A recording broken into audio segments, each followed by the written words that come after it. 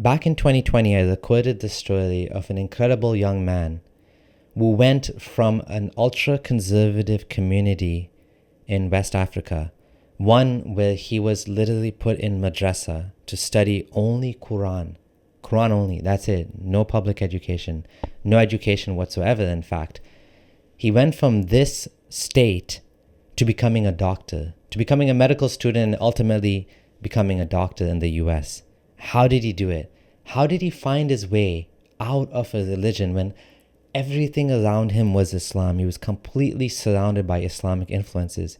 Yet somehow, him and his friend from Egypt, both of them together, helped each other to find the way out of Islam.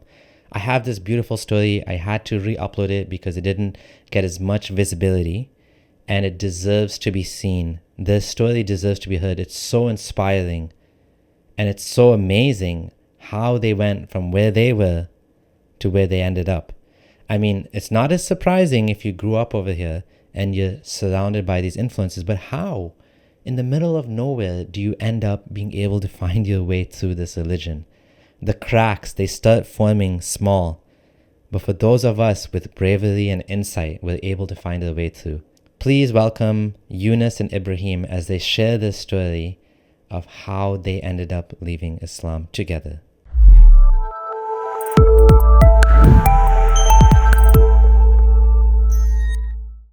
I am joined by two wonderful young men today, friends, very good friends, Younas and Ibraheem, not the real names. We're using pen names for privacy reasons. Younas grew up in West Africa in a small town where everybody memorized the Quran. And when I say everybody, I mean this was like the norm. And he's going to go into more detail as to how exactly this happened. Are you guys hearing me okay? If the sound's okay, just let me know. Thumbs up. Let me know everything's going fine so I don't keep talking. So Younas grew up in West Africa in a small town, like I said. He came to America. He had to start from scratch, not only learning the language, but just basic skills because all he was doing was Quran, Quran, Quran. Eventually, he overcame all this, got into a successful program at university, and he's studying the field of basically what he wanted to study. And the amazing twist in this story is how he got his best friend, Ibraheem, and he was talking to his best friend, and both of them ended up leaving Islam, which is so amazing. I mean, you rarely hear that happening. Usually it's the opposite. Usually, one person leaves Islam, maybe the husband, and there's a wife that doesn't want to leave Islam, or, friends leave you. To maintain a friendship after leaving Islam is just amazing. It's very great. Younas, how's it going?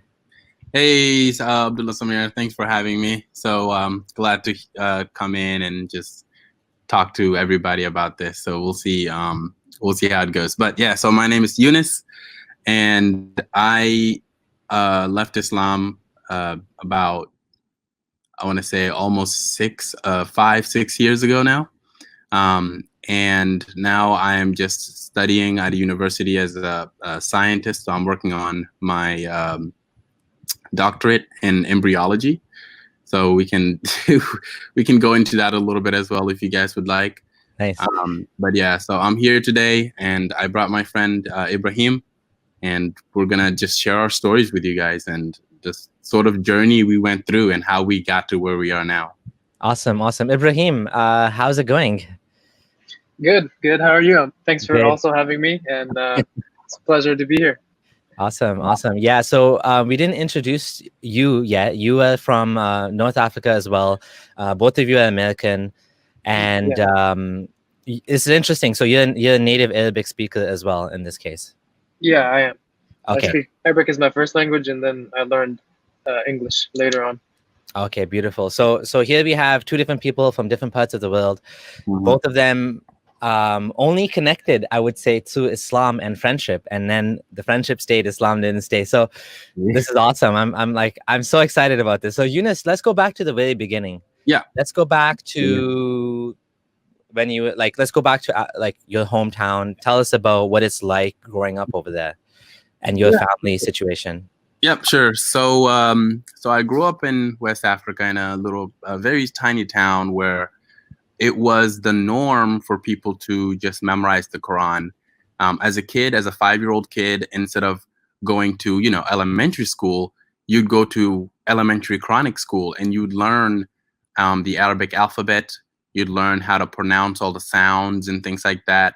Now, you don't know how to, you don't understand Arabic, you don't know what it means, but you're just learning how to read it, essentially. And so that's what I did when I was 5. I just started doing that. Learning all of the alphabet, learning how to read, and then eventually started memorizing entire chapters of the Quran, and be able to recite them. Like the teacher would sit down, and you would sit down and with your teacher, and you'd recite, and they'll say recite this chapter, and you would have to do it.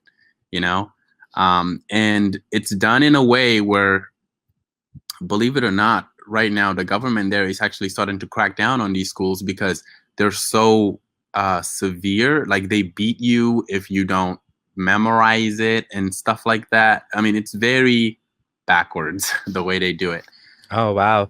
How much did you end up memorizing of the Quran? Oh, yeah, I ended up memorizing more than half. So I ended up memorizing more than half. So quite a bit before I came here. And the reason I came here, and I actually came here when I was a teenager, and the reason I came here was that so I could go to school. So there, I didn't go to school at all. Wow.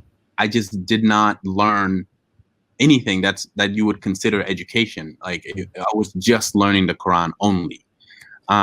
So you was telling me that there's something interesting that people do. They leave the country and they leave. So you were actually with just one parent, right? And your other parent was in the US. Yes. So that's a common practice where people will leave their kid at a Quranic school for years to just learn the Quran, and they won't see their parents for years at a time. And that's what happened to me. I actually didn't get to see my dad until I was 8, and didn't see my mom until I was a teenager, basically after coming here. Wow. And that's very common. That's not even seen as weird or anything like that. And why do they do that? It's just the fact that you're learning the Quran is priority. So they put that at the top of the list. You have to be raised with the Quran. That's the idea. So if you're not raised with the Quran, then you're not a disciplined child. You're not really a child that they would be proud to, say that this is my son, and stuff like that. So this is just something they did as sort of to even be a regular human being. It's very weird. So that happened to me, but eventually I did find my way into the US. But before we get to the US, tell me a little bit more about the madrasa system there. What is life like in? Sure.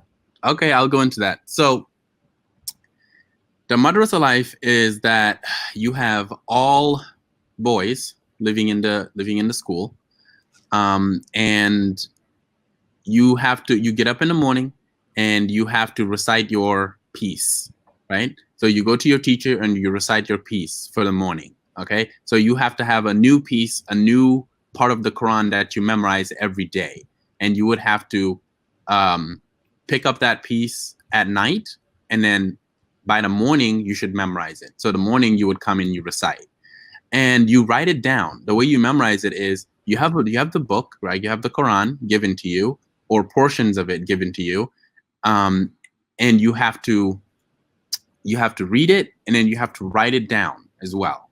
So you would go and read it multiple times and write it down as multiple times. Notice we don't understand anything that it's saying. I might as well be reciting a lyrics to a song from a foreign language. It's like that. I didn't get it. I didn't understand it at all. But this was just the norm. At the time, my mindset wasn't, this is weird, or this was just what to do. This was just the thing to do as a kid, right? Mm-hmm. It sounds very Sufi leaning. Is it a very Sufi type of thing? Where you have a sheikh or a murid and a master kind of relationship?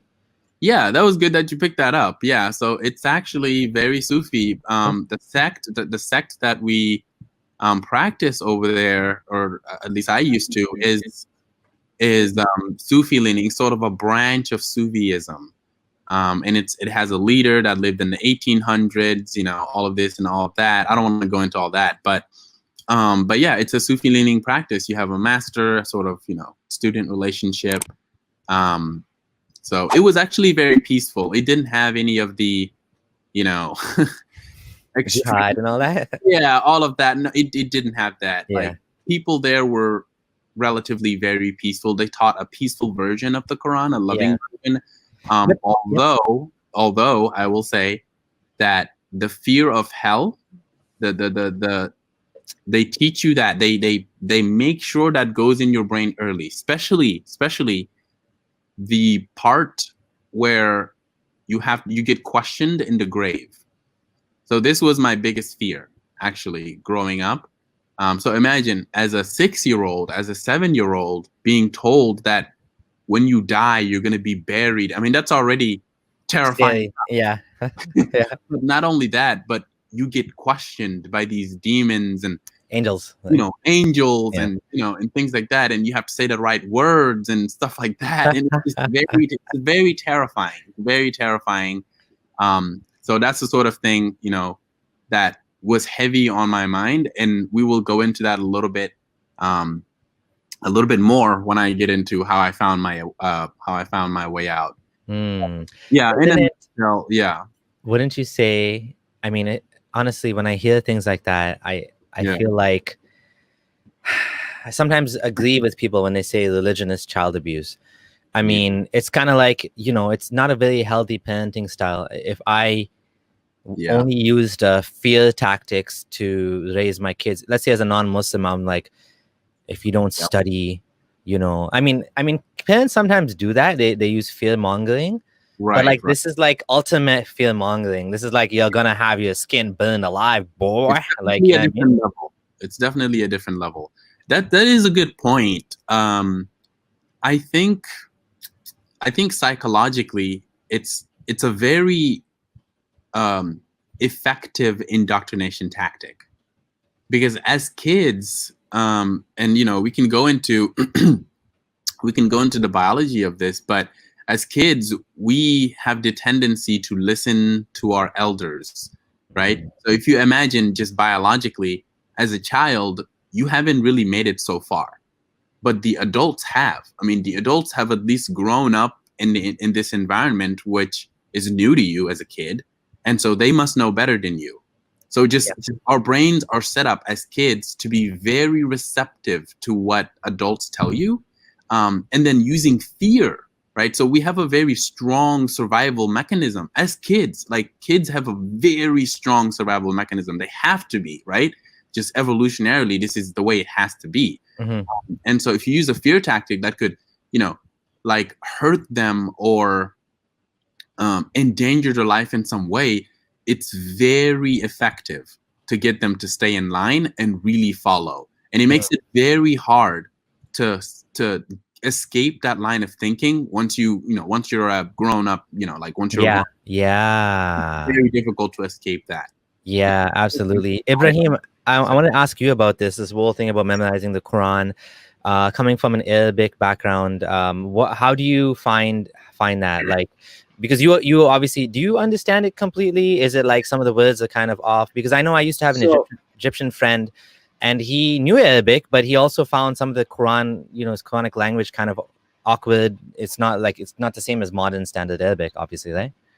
Yeah. So a lot of the countries in North Africa that speak Arabic, they speak different dialects, but we kind of come to the formal Arabic like that we use in the news channels and stuff like that.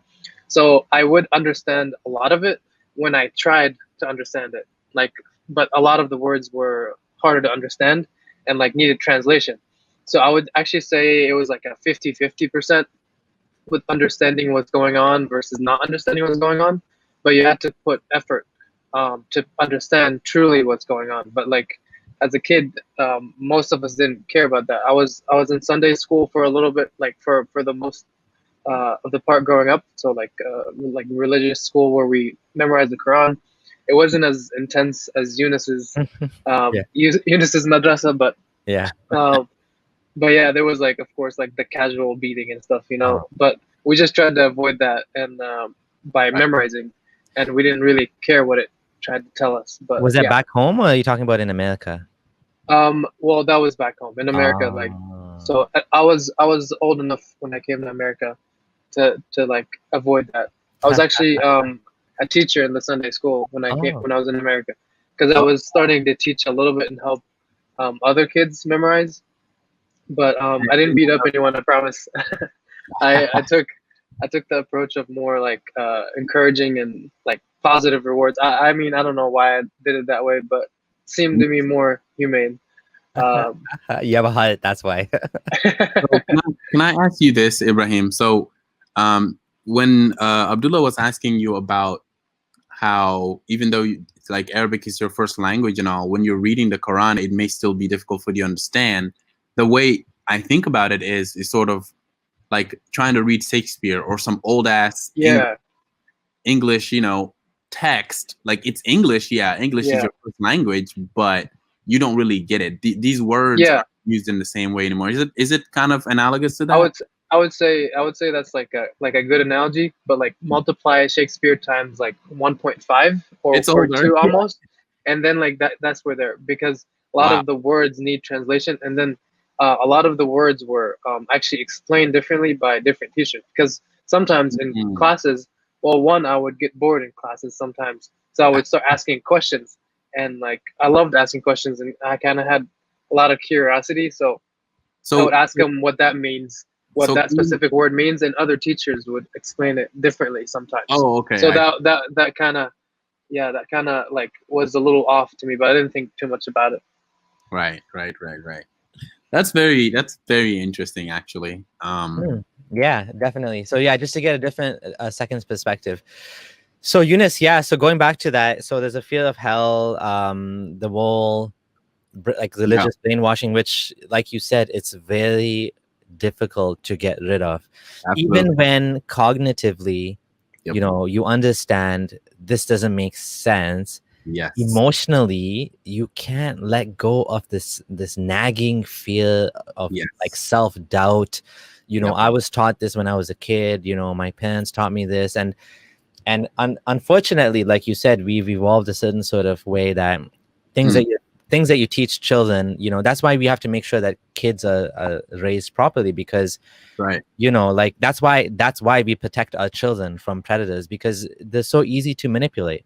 Absolutely. Right? Like you have this, like, which again I find so strange how they're able to, like, in this culture of yours, how they just leave the kids behind to study the Quran. I find that so bizarre. It is bizarre. Like I did not think about it that way until just talking about it. I see how odd it really was. Yeah. But that's how it's done, because your kids have to be raised with Islam. They have to be raised with the Quran in their hearts. This is what they say. You need to put God's word in your heart. You're doing your kids a favor by leaving them there. Like, you're doing it for their sake. Like, you care about them so much because you want them to have the infinite better life. So you're sacrificing that and doing it for them. Maybe out of love sometimes, I think, too. Yeah, Ibrahim put it perfectly. It's literally like that. That's how they see it. It's, you love your child, so you are doing this to them. So you are putting them, through this so that they can be good people. That's the thought, right? You're trying to save them from eternal damnation, right? I think that theme makes perfect sense, because even as a Muslim, I kind of thought that way too. That like, I didn't say Allah is an evil monster, but I mean, now I will say Allah is an evil monster that will hurt you if you don't comply. So you better fast 5 times a day. I mean, fast every day, pray 5 times a day, all of these things. Like, I had that sort of motivation. Without the evil monster part, I'm like, okay, well, this is God and I have no choice. Interesting. But like, I have to make everybody Muslim in some way or another. I mean, obviously you can't lie to them or whatever, but like, you have to convince them, because it's for their own good. It's like if you have an evil king that's going to break your legs if you don't bow down to him. So you got to convince everyone, hey, this guy is going to hurt you, so you better freaking listen to him. Not because he's good or he deserves it, Yeah. because you have no choice at the end of the day, right? Look, Abdullah. So this goes to the reason. This goes to something I was thinking about, and it is the way you approach your channel, for example, is that you tend to approach it from, less harsh, just saying these people are stupid, they're dumb for not believe, for believing. How can they do this? Instead of that approach, you go for a more, I guess I'm gonna call it, like, even you understand their motivation. I mean, you have to imagine, if you believe that Islam is true, then you should spread it. Like, if you believe that, all of this is real, like, you want to save people. I mean, this actually makes sense. Like, it would be insane to think that it's true and not want to do anything about it. Like, to me, that's more crazy. And so the way you approach it, I think, is very effective. Other ways are effective as well, but still, like, the way you approach it is effective because, like I said, it goes down, it digs more at what their actual motivation is than just them being stupid and being that is there, but still. Yeah. Well, I think okay, so yeah, there's two parts to that. I think some people, when you say stupid, I think some people actually do have low intelligence. And unfortunately, it's very hard to help those people because they just don't get it. They just freaking don't get it. They just want a simple explanation for everything. They just want everything to click in perfectly. They're not okay with doubt. They're not okay with uncertainty. Where I think part of becoming intelligent, part of being intelligent is being comfortable with doubt, comfortable with not knowing. Like, it's okay to be agnostic. It's okay to say, I don't know what the hell this whole place came from. Like, I don't know. I don't know why. I don't know if there's a God for sure. I'm inclined to believe there's no God. I don't believe. I'm atheist. I'm not. It's not like agnostic and atheist are like two different categories. I'm agnostic atheist. I don't think there's a God. I definitely don't. I definitely know there's no Allah. I definitely know there's no revelation from any sort of God. But like, when you go through that yourself, like you said, when you yourself were that religious person and you were in that bubble, that helps you to have empathy for other people, to understand what they're going through and to see it from that perspective of. And I find that, for example, like Richard Dawkins, who was never religious, he just doesn't get it. Like, he doesn't understand. Like, when someone asks him, like, one of the questions that was asked to him was, what do you tell people that say that now that I've lost God, I have no purpose? And he was just like, I don't know what to tell them because I get up every day and I have purpose. And, he didn't understand. He didn't understand, like, how difficult it is for people that the entire, like, life is, going around this, like, God idea, this religion, and what a trauma it can be for some people, and how, even if it's not a trauma mentally, there's a lot of things in your life that have to change for you to actually get out of it, right? Yeah. So, and the reason I love, having these interviews is because it shows people that, like, this is how we need to look at others. Like, listen to the story, listen to how, these people, became more mature, how they evolved, how the thought processes changed. I think it's beautiful. I that's why I love doing this. I agree with you completely, Abdullah. Like, and it's, in a way, it's so much easier to, like, just believe. Like, you have, like, everything is known, everything is written. You just have to do this to do that. You have a book, you have a rule book for life. Like, who in the right mind would choose to, like, dismiss, like, or, like, not have a guidebook for life rather than just not knowing? Like, no one really wants that, but, like, it doesn't stop it from being true or not, Yeah. Oh yeah, no, that's perfect. So exactly, if you have a book that tells you how to do everything, right? And that's Islam. Like, it's very meticulous. It's very precise in many ways, but also, like, it's unprecise in a lot of other ways that it should be precise. That's a good way to put it. I gotta tweet that. That's amazing. Yeah. It's only precise in certain ways. Like, like what should you do if you like lay in, I don't know. It has so many tiny, very particular things. My parents would tell me how to lay down correctly, and you have to sleep on the right side, on the left side, and like, but I don't know what You're exactly right, because it's like in minute detail on certain things, but completely absent on like the more important things. For example, consent, like getting consent. Like, I mean, this is something that, as an evolved society, we consider important. It's important. We don't, marry children. We don't sleep with little children because of the idea of consent. A child is not emotionally mature and cannot consent because they don't understand what they're getting into.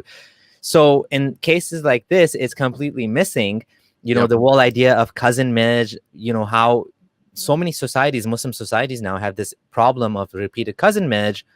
There's no advice in the Quran about not marrying your cousin. Muhammad married his cousin Zainab. Muslims marry their cousins all the time. It's fine once in a while, but to do it repeatedly over and over again causes genetic issues, and we know that, right? So beautifully said. Yeah, so that's exactly the point. The idea of consent does not exist in many religions, not just Islam. I think this is just human. It's human morality that's evolved. Frankly speaking, right? Our morality now is better than it ever was before. I know Muslims don't like to hear this. I know they disagree and they think that our morality is going down. Yeah. No, that's our because morality has gone up, way up.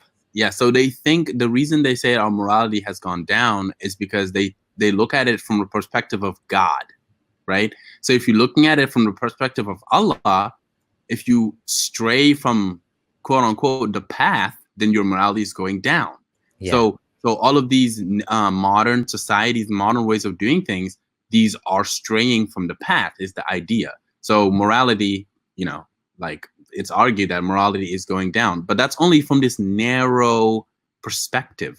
If you look at it holistically, like if you look at it in terms of, if you look at it in terms of how we're treating other people, how we treat animals, how we treat women, how we treat children.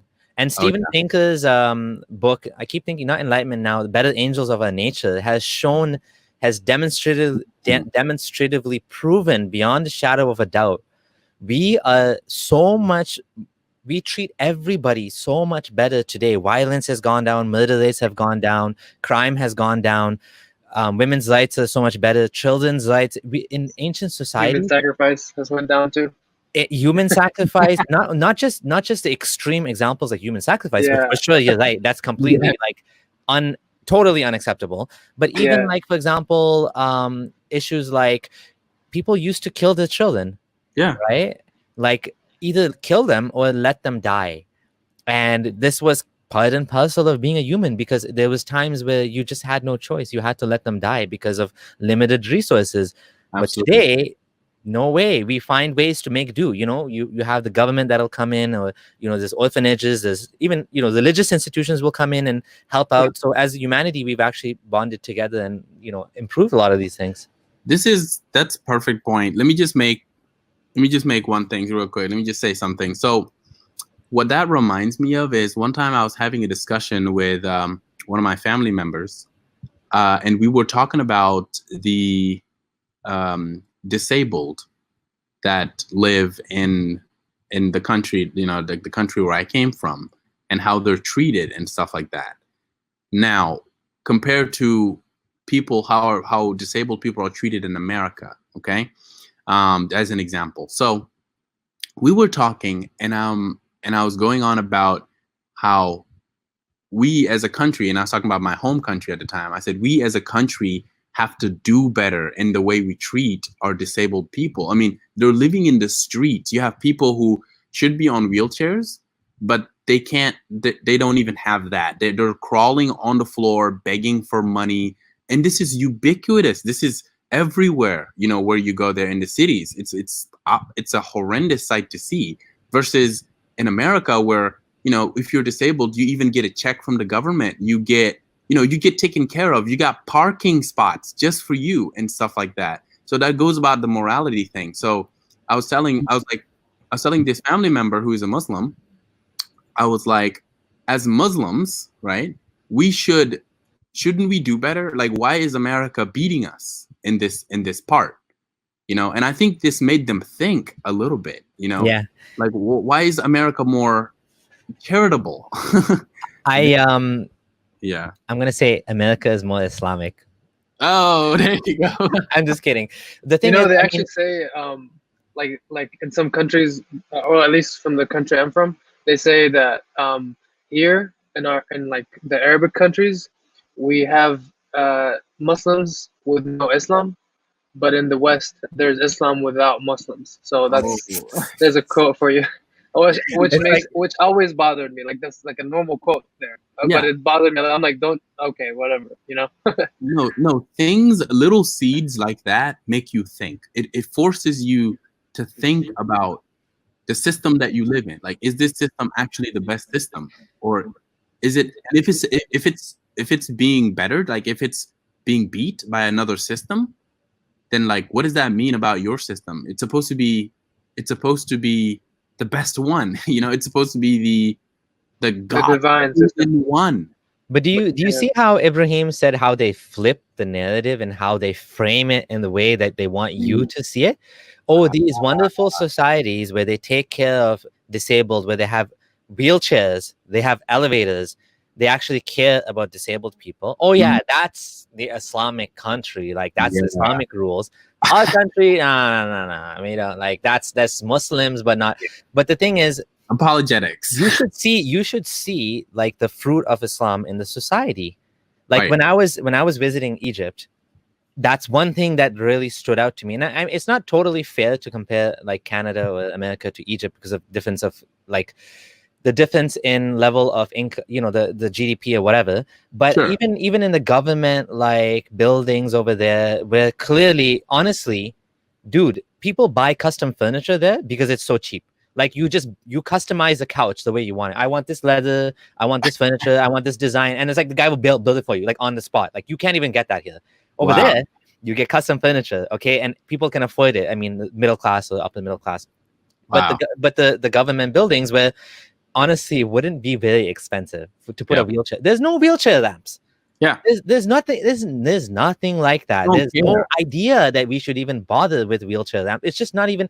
And you know, part of it too is Maslow's hierarchy, where you know when the base is settled and there's food and there's everything, and then the next level comes, and you know eventually self-actualization. So when you have all of these things taken care of in a society, then you can worry about disabled. And I went to Saudi. I haven't been to like Qatar or some of the rich Kuwait or any of those rich countries, so I don't know if they are comparable to America. I'm guessing not, frankly speaking. And frankly speaking, okay, the most disgusting toilet I've ever been in my whole life was in Egypt. I swear to God, I almost vomited. It was so nasty. And this is a Muslim country. And I've never, ever, ever, ever, ever seen something that disgusting in my whole life in Canada. Ever. There was like, I don't even want to tell you what I saw. It was like shit everywhere. And like, I couldn't believe it. I'm like, what the hell is it? And I'm a Muslim coming from Canada thinking, this is when I was Muslim, obviously. And I was thinking, you know, Islam teaches people to be clean. You know, the Western version of Islam, right? Islam is all about being clean.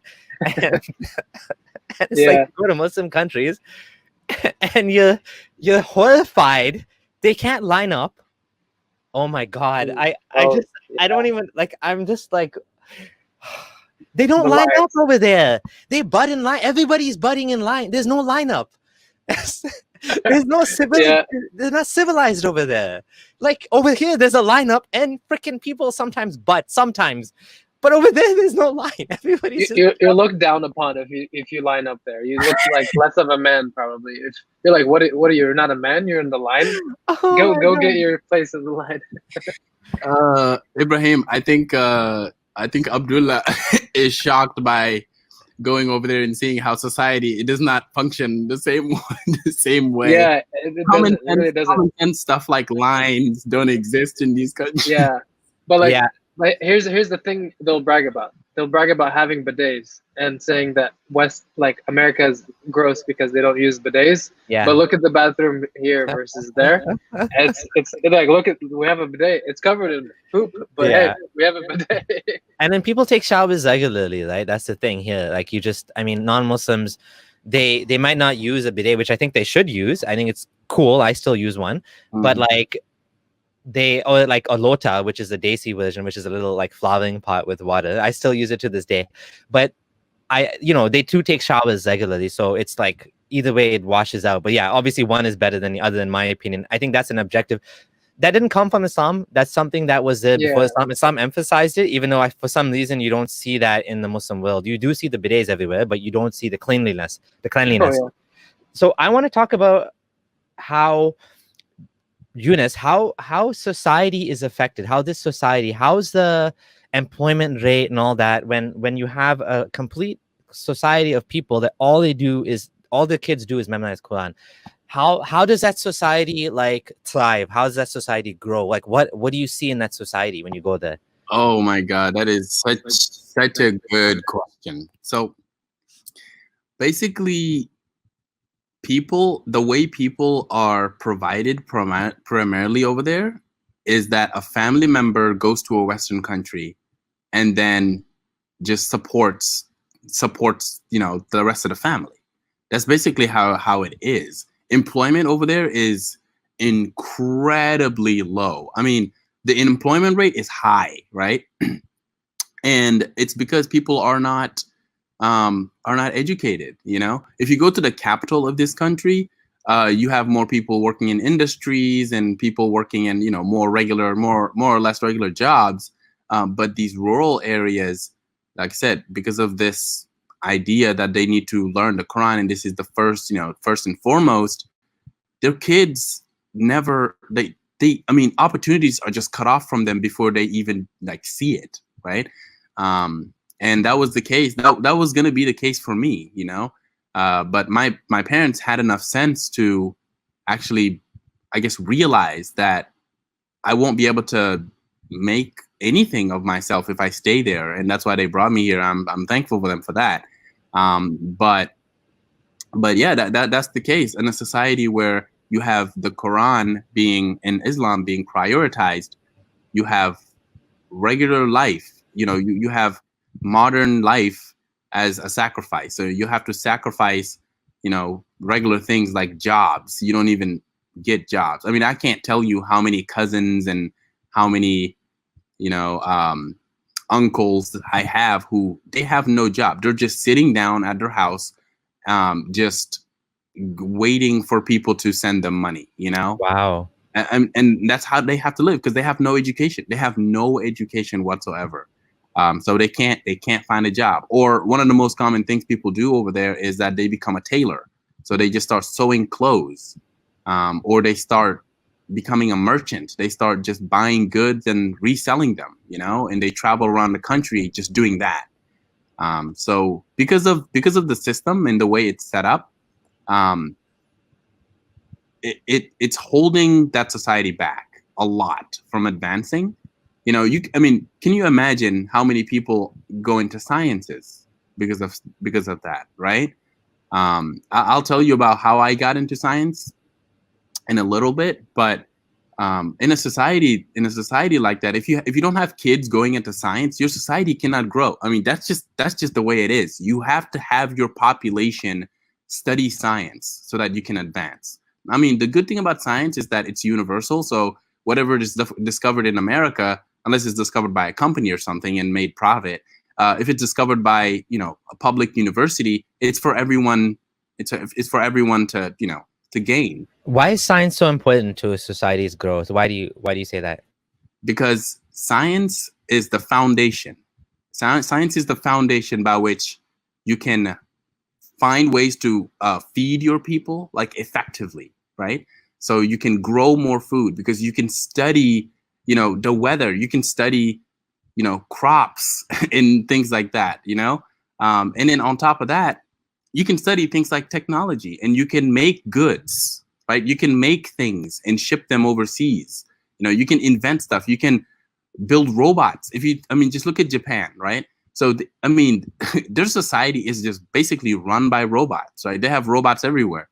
And it helps. I mean, Japan, because of their scientific literacy, you know, in many ways, they have excelled even America. And, you know, in America, it's not like the pinnacle of, I mean, there's lots of flaws in America, of course. But still, just having science in a society and having people study science, it's how you advance morality forward, because that's how you learn about the real world. Mm-hmm. Yeah, it's you improve the quality of life with science, which is interesting because you have, you know, religion that gives you dua and prayer. Oh, yeah. But you have science curing people's eyesight, like blindness. Sorry, blindness. Okay, look at me. This is technology right here. Without this, I can't see very well. Absolutely. This science and technology gave me this. There's going to be a time that's coming, and it's very, very close, where you can actually see because of neural implants, even though you can't see. Your eyes are damaged, or there's a wiring problem in your brain. I mean, this is improving people's lives far more than any god, any religion, any sort of belief system can really give you, right? Yeah. So let me just say one thing. Let me just say one thing, and then Ibrahim can jump in. So here's a thought. Why is it that the Muslim countries, the ones that are receiving the most prayer, the ones that prayer is coming out of, I mean, if you had sort of a world map and you map on where prayer is coming from the most, it's going to be from these religious countries, but they're going to be the poorest countries. They're going to be the countries that are worse off. So if there was a study done with prayer, I mean, this enough debunks it. I mean, this is enough. Like, we have enough data to say that it doesn't work. Because Allah know, God works in mysterious ways. Yeah. See, I was about to tell you, Younas, like, I feel like I'm good at answering these questions, and like the way I would answer this is God is punishing these areas so they can live better at the afterlife. He's cleaning their sins for them. Oh, they can become better Muslims, right? It's a yes, they. Yeah, you make a good point. I mean, make a good point, which to me actually, I, as a Muslim, came across an article, a study or whatever, that said that, you know, I was surprised to find this, that prayer actually had an effect on people's healing or something like that. Yeah. And it turns out this was like a prank or something like that. It was like an April Fool's joke or something. And when I sent it to my atheist friend, he said, you know, this article you sent me, and I can't find it now, but he said this study was made as like as a joke or something, right? And I was like, really? And then he sent me another study, which was a Harvard prayer study, where they tried to test, they tried to show whether, you know, to study whether there was any effect of like prayer on people's healing. And what they found was, you know, well, one, there was no effect of prayer. Obviously, there's no effect. Prayer doesn't do anything. But I mean, they wanted to study it. It was actually paid for by Christian Foundation, the Templeton Foundation. They wanted to study. They were hoping it would show that prayer actually had an effect. And the worst part of this was the people that were told that someone was praying for them, they took longer to heal than the ones that didn't have someone praying for them. It's almost like they felt anxious, like, oh my God, someone's praying for me. I have to get better. It made them worse. Oh my God. That's hilarious. That would be hilarious if it wasn't so sad. Yeah, if you ask Muslims, they'll say, well, you can't study this, you can't measure this. Well, if you can't measure it at all, even on a country level, then how is it real? Like, I mean, that's what statistics are. That's how car insurance rates work.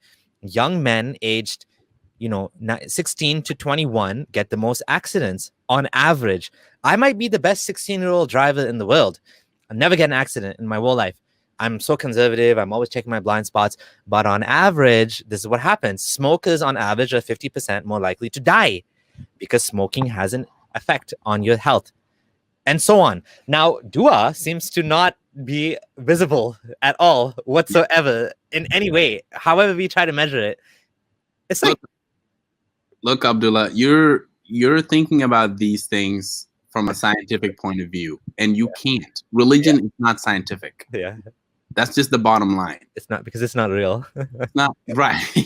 Yeah, exactly, right? If it was scientific, then it would just be reality, right? Yeah. But it's not. So that's why these things, measuring things and stuff like that, that's not spoken of. It's not, it's a foreign idea. because it's not scientific. Religion is not scientific. That's before you move on with your story, you were saying how technology improves society, and now today technology is used to spread Islam. Like yes. The Dawa guys on YouTube and like these live satellite channels that are broadcasting Islamic stuff. Like it's technology that's being used. At one point, the microphone was considered haram, right? Now it's like, yeah, we'll gladly use the microphone. Photos and cameras. You're trying to recreate God's creation. What are you doing? Yeah. Right? Yeah, I remember that when I was first Muslim, people were saying, "Oh, it's haram, it's haram." Now nobody says that. It's like suddenly it's changed. It's become halal.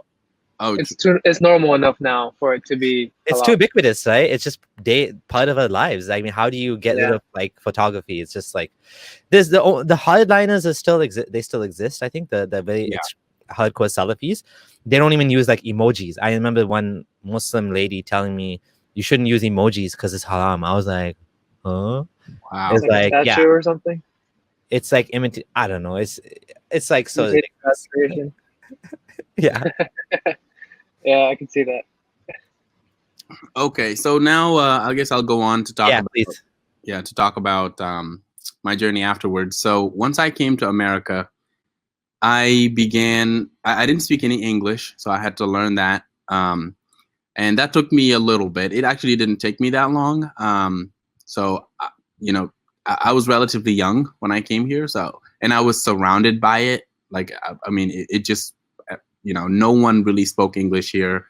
Like my native language. Yeah.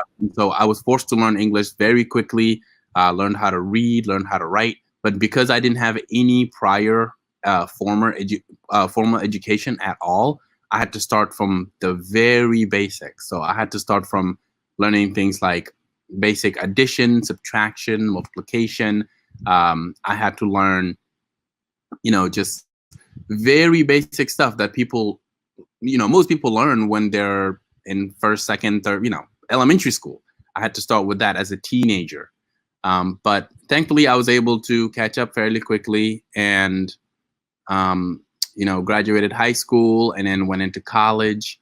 And high school is actually where I met Ibraheem, and we'll go into that in a little bit. But this whole point, I was Muslim. Okay, so I believed in the religion like wholeheartedly. I had no doubts in my mind whatsoever.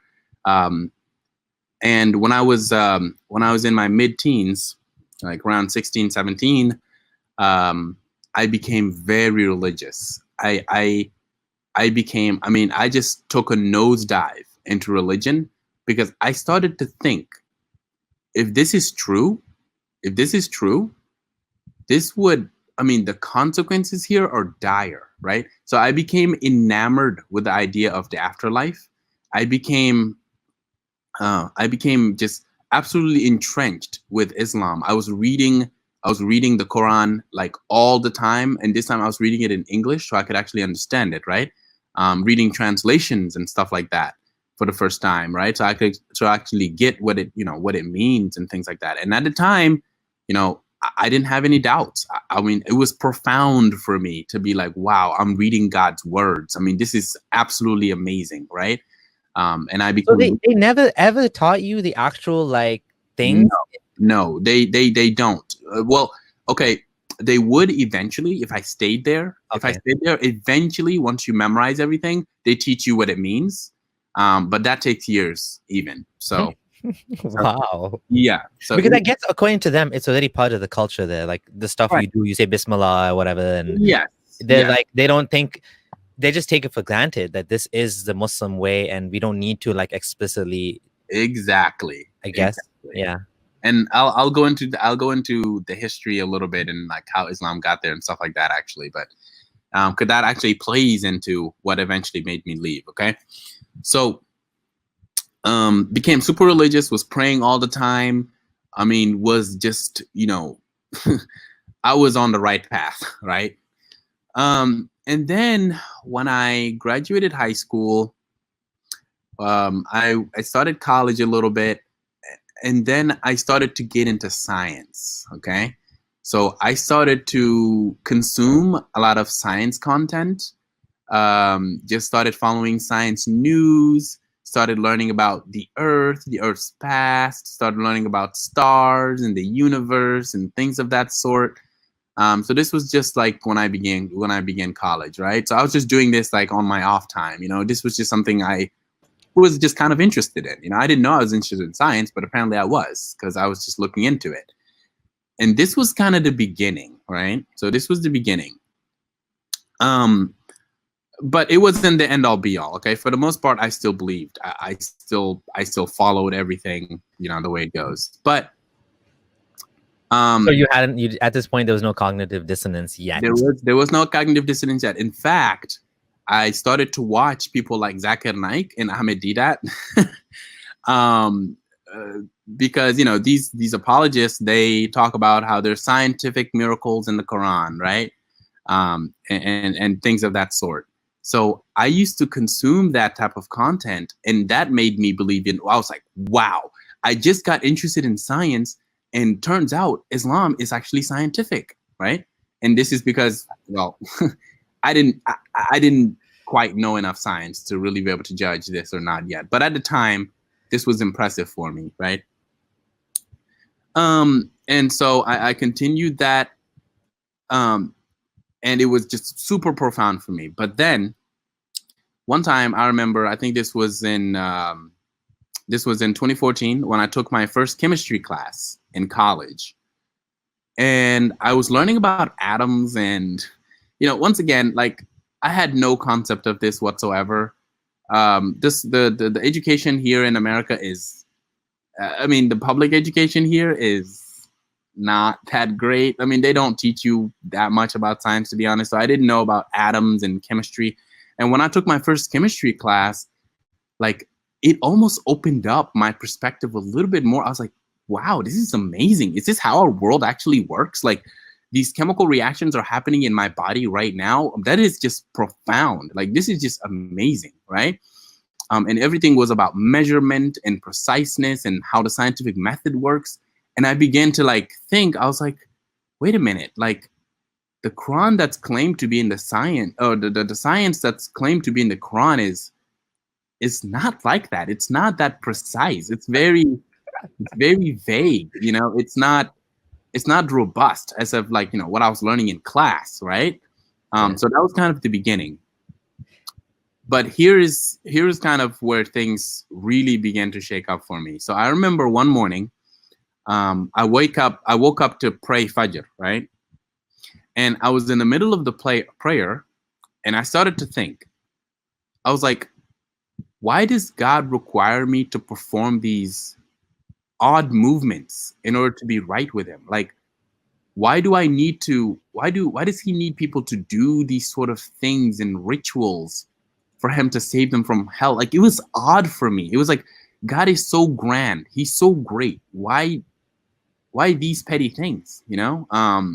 But that was just questions in my mind. Like, I didn't start really doubting, right? So that was the first little holes in the canopy that the light started to come in.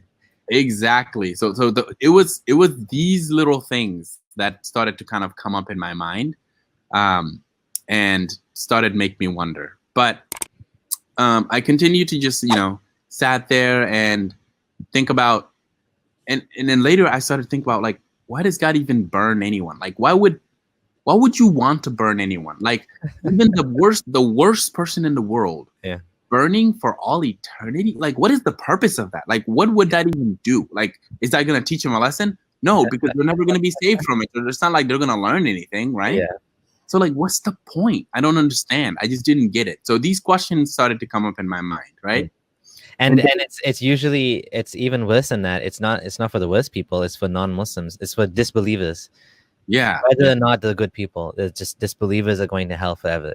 Muslims maybe for some time, but disbelievers will go to hell no matter how good they are. Bill Gates, all of them who know Islam and reject it will go to hell. Yes, who knowingly reject it. That's what they say. But yeah, so these things started to come up in my mind, and I remember I remember to this day the first time I realized that I was actually doubting. I was like, wow, I became mentally, for the first time, it was conscious in my mind. It was mental. I was mentally aware that I was actually doubting, and then I prayed to God that these doubts went away. So I started to, just hold on even like harder. I just started reading more and things like that. But it didn't help. Like the more I read, because I was getting into science and had this new way of thinking, this sort of more rational way of approaching things, it became very difficult for me. And later I remember certain verses in the Quran that would say things like, do you not think, or do you not reflect on these things and stuff like that. And people always say that Quran actually encourages doubt and stuff like that. Yeah. So I kind of bought into that. I was like, okay, fine, all right, let's look into this then. So I started to sort of I gave myself permission to be able to actually look at it rationally for the first time, instead of just reading the Quran and just becoming enamored with a profound word of God. I started to really look at it in a sort of not quite yet skeptical point of view, but more rational, just more relaxed, open-minded sort of mindset, right? But I find myself, consuming a lot of science and a lot of scientific thinking in general. And so suddenly I was able to scrutinize and see the flaws in the arguments and these apologists that I used to listen to. Now they don't impress me anymore as much. I'm like, wow, I see how fallacious their arguments are, and frankly, how unscientific they are even, So yeah. You can just imagine all of this culminating, and my faith just stood on shakier and shakier ground, right? And then I remember one night I was like, I don't know if I actually believe it. Genuinely believe. Okay? I don't actually know if I'm convinced that if this is true or not. Okay?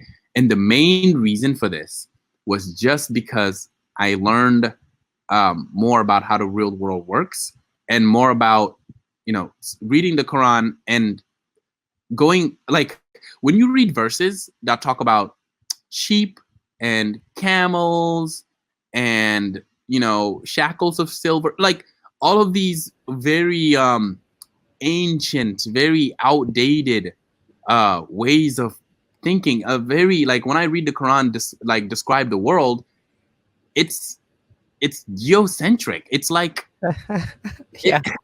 It's like very primitive. I was like, man, we are so beyond this. Like, why is the Quran talking? This is the word from God. Like, why is it even like this? Why does it seem like it's man-made, frankly? Okay. What you're saying is precisely what happened to me. Precisely what happened to me. Wow. I became scientifically literate. I mean, nowhere near to where you are, because I went down the technology route. True. But like, in my spare time, I'm reading about science articles, and as I gained knowledge, I started to look at the Quran and be like, this is weird. And eventually, but like, wow, like what, like, this is impressive. I want to ask you a question before we move on. Okay, sure, go ahead. About, someone's asking, Nim Grace, why is it appeal to Zakir Naik, do you think? Why do you think people like look up to him, and why is he so popular? Okay, the main reason, and I had learned this recently, I learned this not very long ago, but the main reason is actually psychological. The way he conducts his speeches, the way he recites the Quran fast and gives you a speech and then sits back down and gives you an answer. It's almost like he knows the answer to everything, and it's like, it's very like authoritative. Like, wow, like this guy has the answer. If you have a question, he has the answer. If a Christian has a question, he has the answer. And not only that, he'll give you a Quranic verse that seems to answer that question. So this was it's very impressive for a human being to be able to just do sort of things like this. We find it, it's it's almost like satisfying. Very satisfying. Exactly. It's very satisfying to just hear him like recite the Quran so fast and speak so quickly and so eloquently and be like, I'm a medical doctor, all of these things. Another thing I noticed about how like he answers questions, they mostly show on YouTube the questions that he fully answered with confidence, and then like they don't show you what happens afterwards. Because it's like, let's say he asked 20 questions and he answers 3 of them. They show you the 3 of them of that was all that was asked. But another thing is like they don't give a chance for the person. Sometimes the other person who asked the questions wants to like actually clarify and isn't satisfied, but they don't give them that chance. They cut him off. So that's something I noticed. Like, because at one time I was like, wait, what about that part? You didn't answer it. And the guy was almost trying to ask it, and they were like, no, sit down. Yeah. Wow. So there's even that type of play. I didn't even know that. I didn't even think about that. But yeah, that's true. That's an amazing answer about the psychology. I think that was a beautiful answer. I wasn't expecting that. I wanted to say that what you said, I want to actually just kind of expand on that, about what you said about Zakir Naik and the scientific miracles, and how that appeal also, how it satisfies some people because they're having doubts about the conflict in the mind, the cognitive dissonance between the science, what the science is saying, what the Quran seems to be saying. And they're like, well, this guy has solved it. He's like, he's even saying, he's going even further. He's doubling down. He's saying the science is in the Quran, is predicted in the Quran. So he's doubling down. And like you said, combined with the confidence, I mean, that just wows people. Exactly. But the devil is in the details, right? Like when you start looking into it, like you said, when you start to become scientifically literate, now you're like, this isn't right. Yeah. It becomes very, I mean, I was shocked. Like, so my field is biology, right? So I was shocked to learn how Islam actually doesn't align with evolution, for example. This is one huge, I mean, this was the straw that kind of broke the camel's back for me in a lot of ways. Because I was thinking about the story of Adam. Like, according to Islam, how humans originated is very different from like what we actually know. Okay, it's very different from what we actually know from like data and looking at like real stuff. Right? It's very different from the stories. And you know, getting into biology and learning a little bit more, I was like, oh my God, like this is obviously a fairy tale. It is a story that is told. And it's not even, Islam didn't even invent it. That's the thing.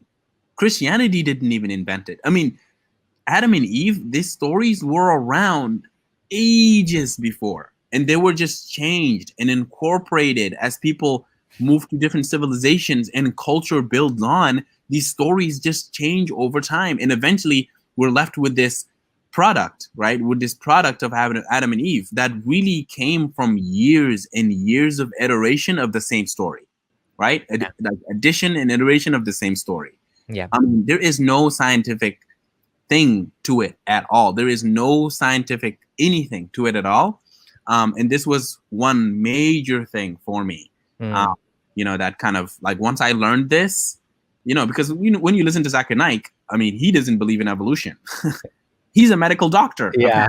What is that, right? He doesn't believe in like if you don't accept the science of evolution and you're a medical doctor, like I don't know what to tell you. You know, it's just you haven't opened your mind up. Let's just say that. Yeah. You might be shutting some things down that you don't want to accept. But okay, so now I kind of want to get into. Before we do that, okay, we continue, I want to make an appeal for support for the channel, if that's okay with you guys. Yeah, sure, go for it. Yeah, so we're at the 1 hour of the month now, and fellow subscribers and people who are new here, please consider joining the channel to support me financially, to continue making more videos and doing more interviews like this one. The amount of time it takes to produce videos, to do these interviews, to research and all of that, it's quite a lot of time, actually. People don't realize that. I would love to do this full time. This is something I very much enjoy, and I feel like it's contributing to society in a way that I cannot do from my 9-to-5 job doing coding. So I would love to do more of this. I would love to spend more time in producing such content, talking to wonderful people like Younas and Ibraheem here. Younas is from West Africa and Ibraheem from North Africa. They're telling us the story of how they were able to leave Islam. And, you know, channels like myself and others actually in many ways contribute to people who are searching for answers. So if you are new here, please do consider subscribing. If you can afford it financially to support me, I would appreciate that as well. For as little as $2 a month, you can keep the channel, and you can tell YouTube that I love this channel and I'm willing to give you money. So, keep the channel alive. Channels that, go on topics like this don't always fit into the sort of liberal leaning bias that tech companies have. And they tend to sometimes even shut down the channels. David Wood has actually got many copyright strikes and many strikes in general for content that's perfectly legitimate. And so I know that if I continue down this road and I get channel big enough, I'm going to have the same challenges. So having financial support that's going into YouTube's pocket tells YouTube, keep this channel going because it's making you money. So as well, a lot of the videos cannot be monetized. So please do consider supporting me. Thank you. Okay. So now that I've said my 2 cents, Younas, if you can please get back to the story. Yeah, no, that's important. That's important. The work you do, people should support this type of thing. Like it takes a certain amount of bravery to be able to do this. And if no one does it, like this is the definition of just complacency. Like this is how you change stuff. Like what Abdullah is doing is literally like the way things change, so it's really important and very worth supporting. So thank you, Younas. I appreciate that. Yeah, absolutely. Let me now go into how I met Ibraheem and how he plays into this whole journey. But as I kind of alluded to earlier, we met in high school. We actually went through the same high school together and stuff like that. And we became close friends. We were both Muslim at the time. There was a period where I wasn't Muslim. Like I had already left Islam, but kept it under wraps with him. Like I didn't tell him at first. So me and him would go praying together still. If I would go over to his house, we would pray together. We would go pray Jummah sometimes together and stuff like that. But I didn't believe, but I didn't tell him. But he did notice. I think he'll tell you, and I'll let him share his view, what he was thinking at the time. But I think he might have noticed certain things about me that he just didn't. He never connected 2 and 2. Because look, when you're in Islam, sometimes it's almost impossible. At least that was in my case. It's impossible to even think that it's possible to leave it. Like that possibility doesn't even exist in many people's brains. So they don't even think that. That never crosses their mind. Okay. So that was a main player. But eventually I remembered actually the night that I told him for the first time. And we were at the masjid and someone was converting to Islam. Someone was converting to Islam at our local masjid. Yeah. And I was kind of going through it. And of course, I didn't believe at the time. And, and I was like, wow, these people are like, I feel bad for them. Like they're about to waste their life. I mean, these Muslims are acting so nice to them and all of this in the beginning, but they really don't know what they're getting into, And I felt like I had to say something. And so when we left that whole celebration, I was with Ibraheem in the car, and I told him, I was like, "Hey, man, by the way, I don't believe anymore." And I just remember seeing the shock in his face. Okay, it was shocking, right? And I remember at the time he was asking me why, and like what is it about the Quran that you think is wrong, and things like this. So Ibraheem, if you don't mind, maybe just go into like, how did you feel at that time? What were you thinking about? Like, what were the type of emotions that went through your brain that your best friend, not to burn hell forever? It was a lot. So, like, before I explain that emotion, I want to like kind of give some background to it. So, like, growing up, I would ask a lot of questions, and like the example you gave, Abdullah, of the canopy, like the hole in the canopy. So whenever I had a hole, I would just like put gum in it, or like just like put like some like not like, I don't know, some not permanent seal. Yeah, a band-aid. I had to patch it up, like little band-aid. So if we keep that canopy image in mind, I kept getting a lot of holes throughout my life, and I would just keep putting band-aid. And like even through like school or in Islamic school, I would ask questions. They tell me like you shouldn't ask these questions. You shouldn't even try to think about these things, which was hard. Like I would ask like Don't think. where did yeah, like I just out of curiosity I would ask questions like where did he come from, or what does he look like, or stuff like that, and they would just get like not happy with me. And then when I came here in high school, like I had a wonderful teacher. He would go out of his way to help every single student. He would go out of his way like so many after hours to help me out. And then we eventually started having these little debates. And he was an atheist, and I was like Muslim at the time. So we would have these intense conversations, and he would be very respectful, and like he would take the time to talk to me about everything. And no matter how I looked at it, this guy was a good guy. He would go out of his way to help people. He volunteered in like shelters. He just spent every single ounce of his time to help people, but he was atheist. So like that part of me was like, okay, there's something. How can this guy be punished like that badly? Like he's genuinely a good person. And that was a big other hole. Like the way I patched it most of the time was there was an explanation about how people who weren't presented the religion right were not um, fully responsible, and they would be offered at the end to join the religion when they die. That was my main to go patch. So moving forward, I started when I started going to college. I took a class, a speech class that kind of taught us how to listen, and it started at the art of listening, and it was basically explained how everyone you listen to in the world has something to offer, and you can learn something from them. And everyone you talk to is an expert at something. That's the quote I remember. So I started getting more into the art of listening, and how, because I learned there's a lot of benefits to it. So I tried to listen more, and then I tried to like do new things, learn new things. Like I started doing like martial arts, just like random things in general. So all these things were like little holes, and then I met a lot more amazing people who were just like good people, and I would tell them about Islam, and they would like it wouldn't add up to them, and I was like, okay, they're gonna turn around eventually. There's something like not adding up here.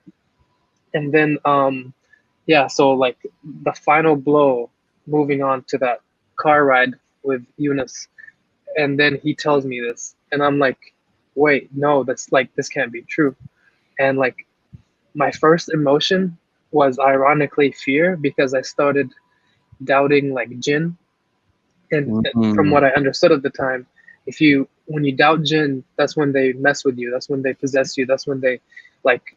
And I heard numerous stories growing up about like jinn, how they can like do all kinds of things. So that blow, the first thing that triggered was fear, that because I'm questioning it, I'm like, okay, maybe there's like something wrong. So I took the approach of, okay, I'm gonna become that expert, so I'm able to help and save my friend, because he was my best friend, and I wanted to do anything to save him. So I took the approach of I will become that expert. I will, because a lot of the times people would answer, "Oh, you're not an expert. You can't answer these things. You don't have the answer to these because you're not an expert." And I was like, well, if I'm gonna live like this and my friend is not gonna be part of it, I will become the expert so I can save him and give him all the answers he needs. And yeah, and I was just like that. I remember that ride home.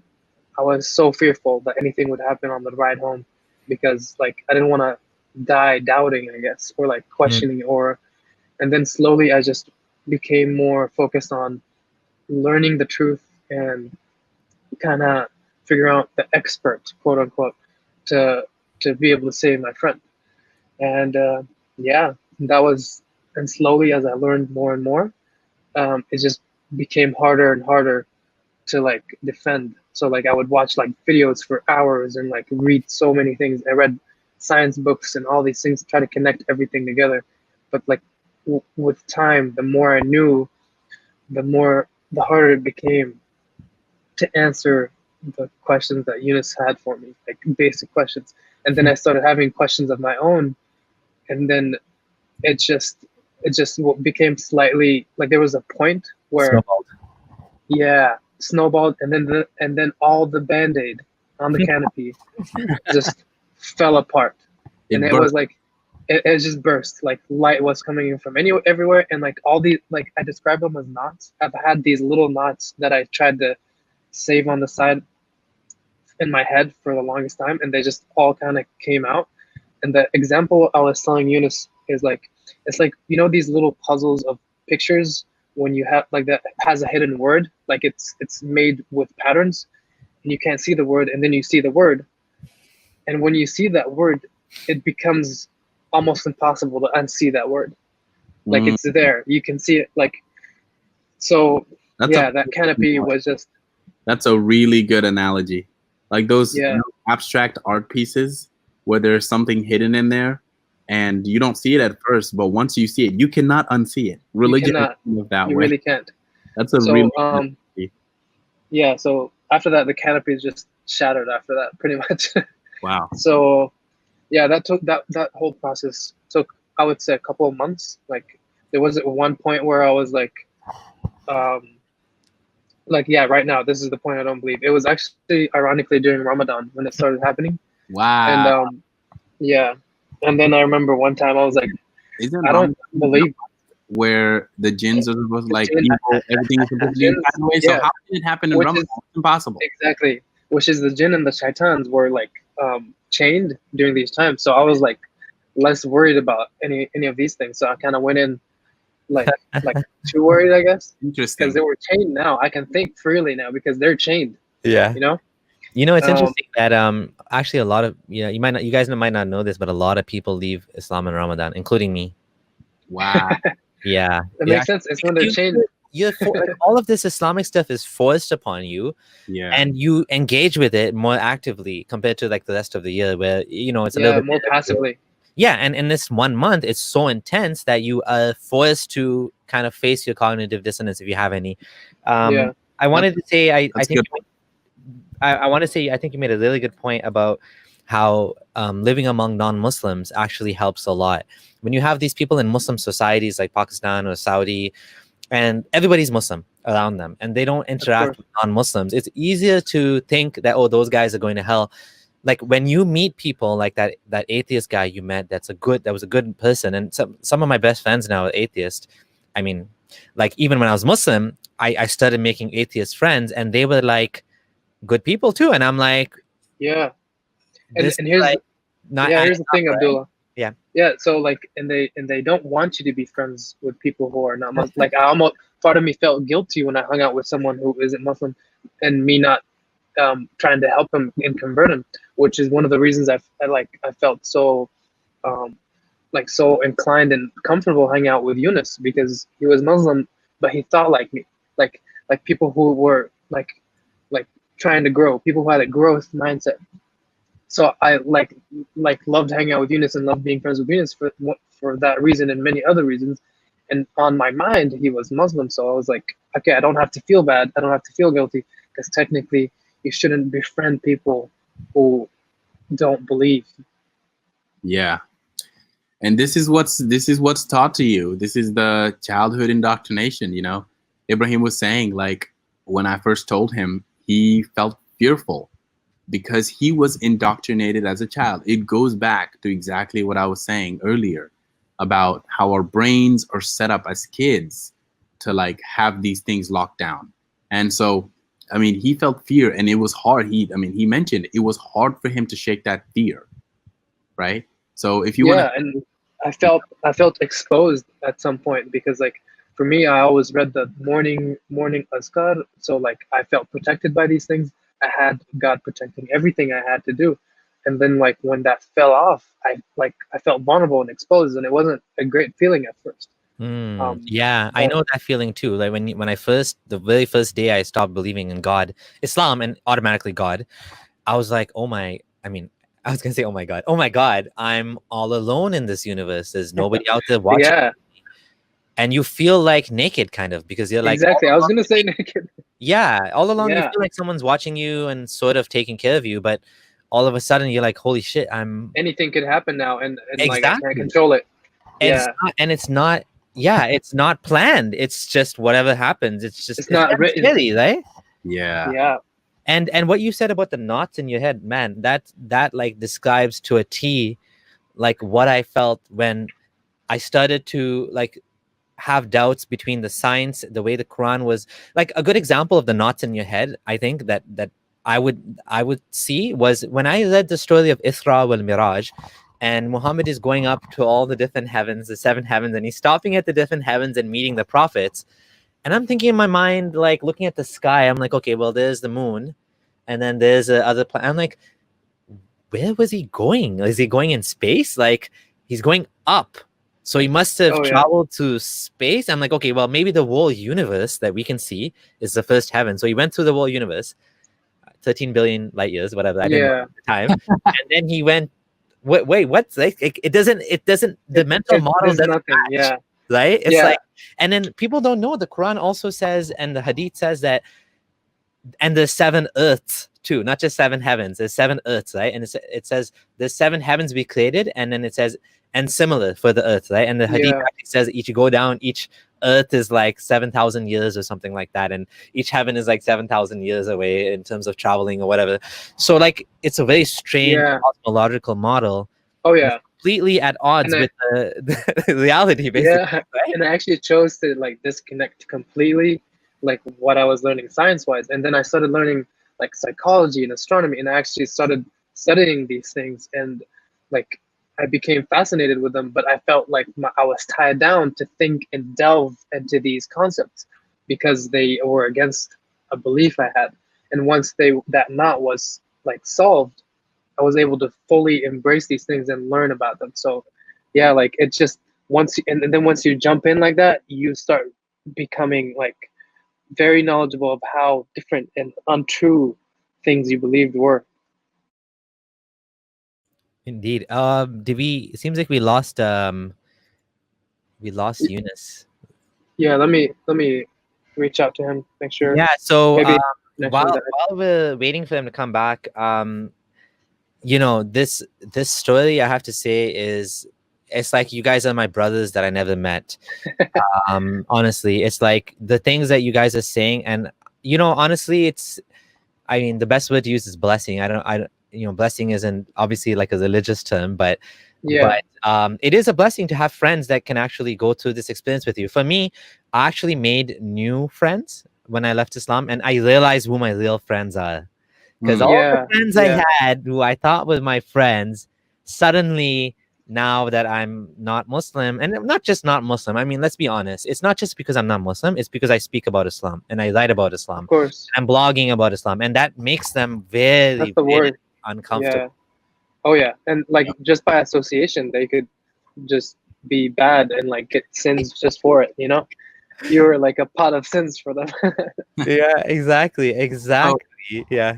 I wanna say something. So like Abdullah, what you were saying earlier about how you were trying to make sense of this whole idea of like the heavens, and how just the model that Islam presents is very like weird and very outdated seeming. Like you can't make sense of it, you know? And there is a simple answer for that. It's because it is outdated. It's made by it's made by people from, you know, from thousands of years ago who just didn't understand how the world works. And one thing I do remember reading the Quran one time, and this was another blow to my faith. I was learning about the stars and learning about the universe and like what the stars are made of. They're made of hydrogen. You know, they burn for billions of years. I mean, all of these scientific things, right? And I came across a verse in the Quran that said something along the lines of, God, like, don't you see that God created the stars so that you can navigate, you know, to pilgrimage? And I'm like, what? Yeah. Like, what is this? You know, like God created the seas so you can get beautiful jewels and food out of. I mean, it's the whole concept that the universe is made for humans did not sit well with me at all, because everything signals like this is not true. Yeah. You know, Like everything. this one, right? Yeah, precisely. Yes. Yeah, exactly. So I made these balls of glowing gas that are millions of years billions of years old, basically, yep. so that you guys can travel in the water. Some of them have planets of their own. Some of them have planets and worlds of their own that we will never know about or would never know about if it wasn't for science, because the Quran wasn't going to tell us about them. So the extent of knowledge, if we were just restrained to Quranic knowledge, we would never know what these things were in real life. We would just, the only view of them we would have is that what is described. They're just lights so that you can navigate. You know? I actually remember asking one of my teachers, like, why do we have stars? Like, what's the point of stars? And the answer from my teacher, and he was like a religious teacher, he answered, it's so when the jinn come out, the stars shoot them back. Like, and there's that's in the Quran. It roughly basically explains how if a jinn tries to show up, that's what a shooting star is basically. It's a jinn being shot down so he doesn't show up.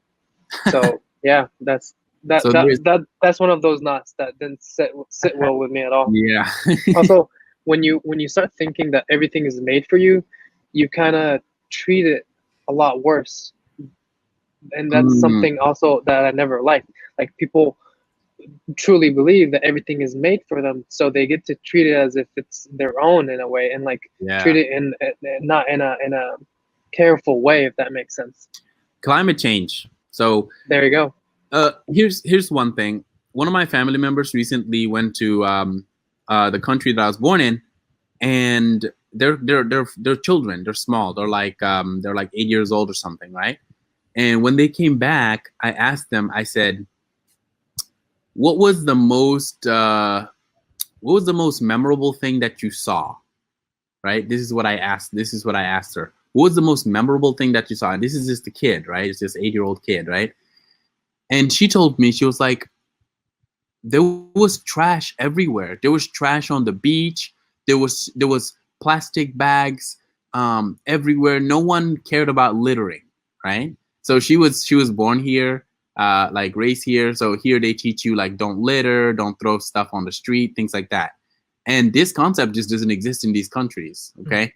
And I think it goes back to what Ibraheem was saying. Look, as a human, if you have this mindset that something is made for you, something is infinite, like somehow the earth is not a limited resource, it's just for you to exploit, you tend to do that. And we've been doing that for years. And honestly, look, it's not like the West has been an angel in this. No, the West has recently just realized how much damage is being done. And this is because of science, once again, right? So it's not like religion came and told us that this was bad. No, it's science. We figured out that we're destroying the planet that we live in. Yeah. Okay? The way a lot of people, unfortunately, who are religious think about it is, oh, that's just the day of judgment is coming. Like, this is the expiration date for the planet. We're just leaving now. Like, everything is going down because we're leaving. That's it. We are fulfilling our own prophecy. They're not constructive about it. Yeah, they don't want to fix it. Yeah, they're not gonna go. Sorry, go ahead. Finish. I didn't mean to interrupt you. No, I was just saying, they just would see it as an act of going against God's end of the planet in a way. Like, what are you trying to fix? Like, you don't think God can fix it? Yeah, I mean, as a Muslim, I would have countered that with the whole thing about Muhammad saying planting a tree, even if the day of judgment comes, to still plant it anyways. But like the whole expiration date you said is actually a very, very good analogy or a theme for how the world is going to be destroyed, and how some people actually, not just Muslims, but some fundamentalist Christians, want to bring about the day of judgment, and how they want to bring, war to the Middle East, because they want to destabilize the world. And ISIS actually has this, and this is one of the themes as well. They're trying to fulfill the prophecy of the black flags coming from Khorasan or whatever, right? And they want the Mahdi to come back. Little do they know, there's no Mahdi coming back. Yeah, they won't be successful. They're not successful. I mean, and it was like a light bulb. I don't know if it's a light bulb moment, but a moment of realization for many Westerners. There was a Japanese guy. there's a bunch of British people that went to join ISIS, and they found out, okay, this is not Medina. There's no angels coming. I'm basically screwed now because I just joined a terrorist group.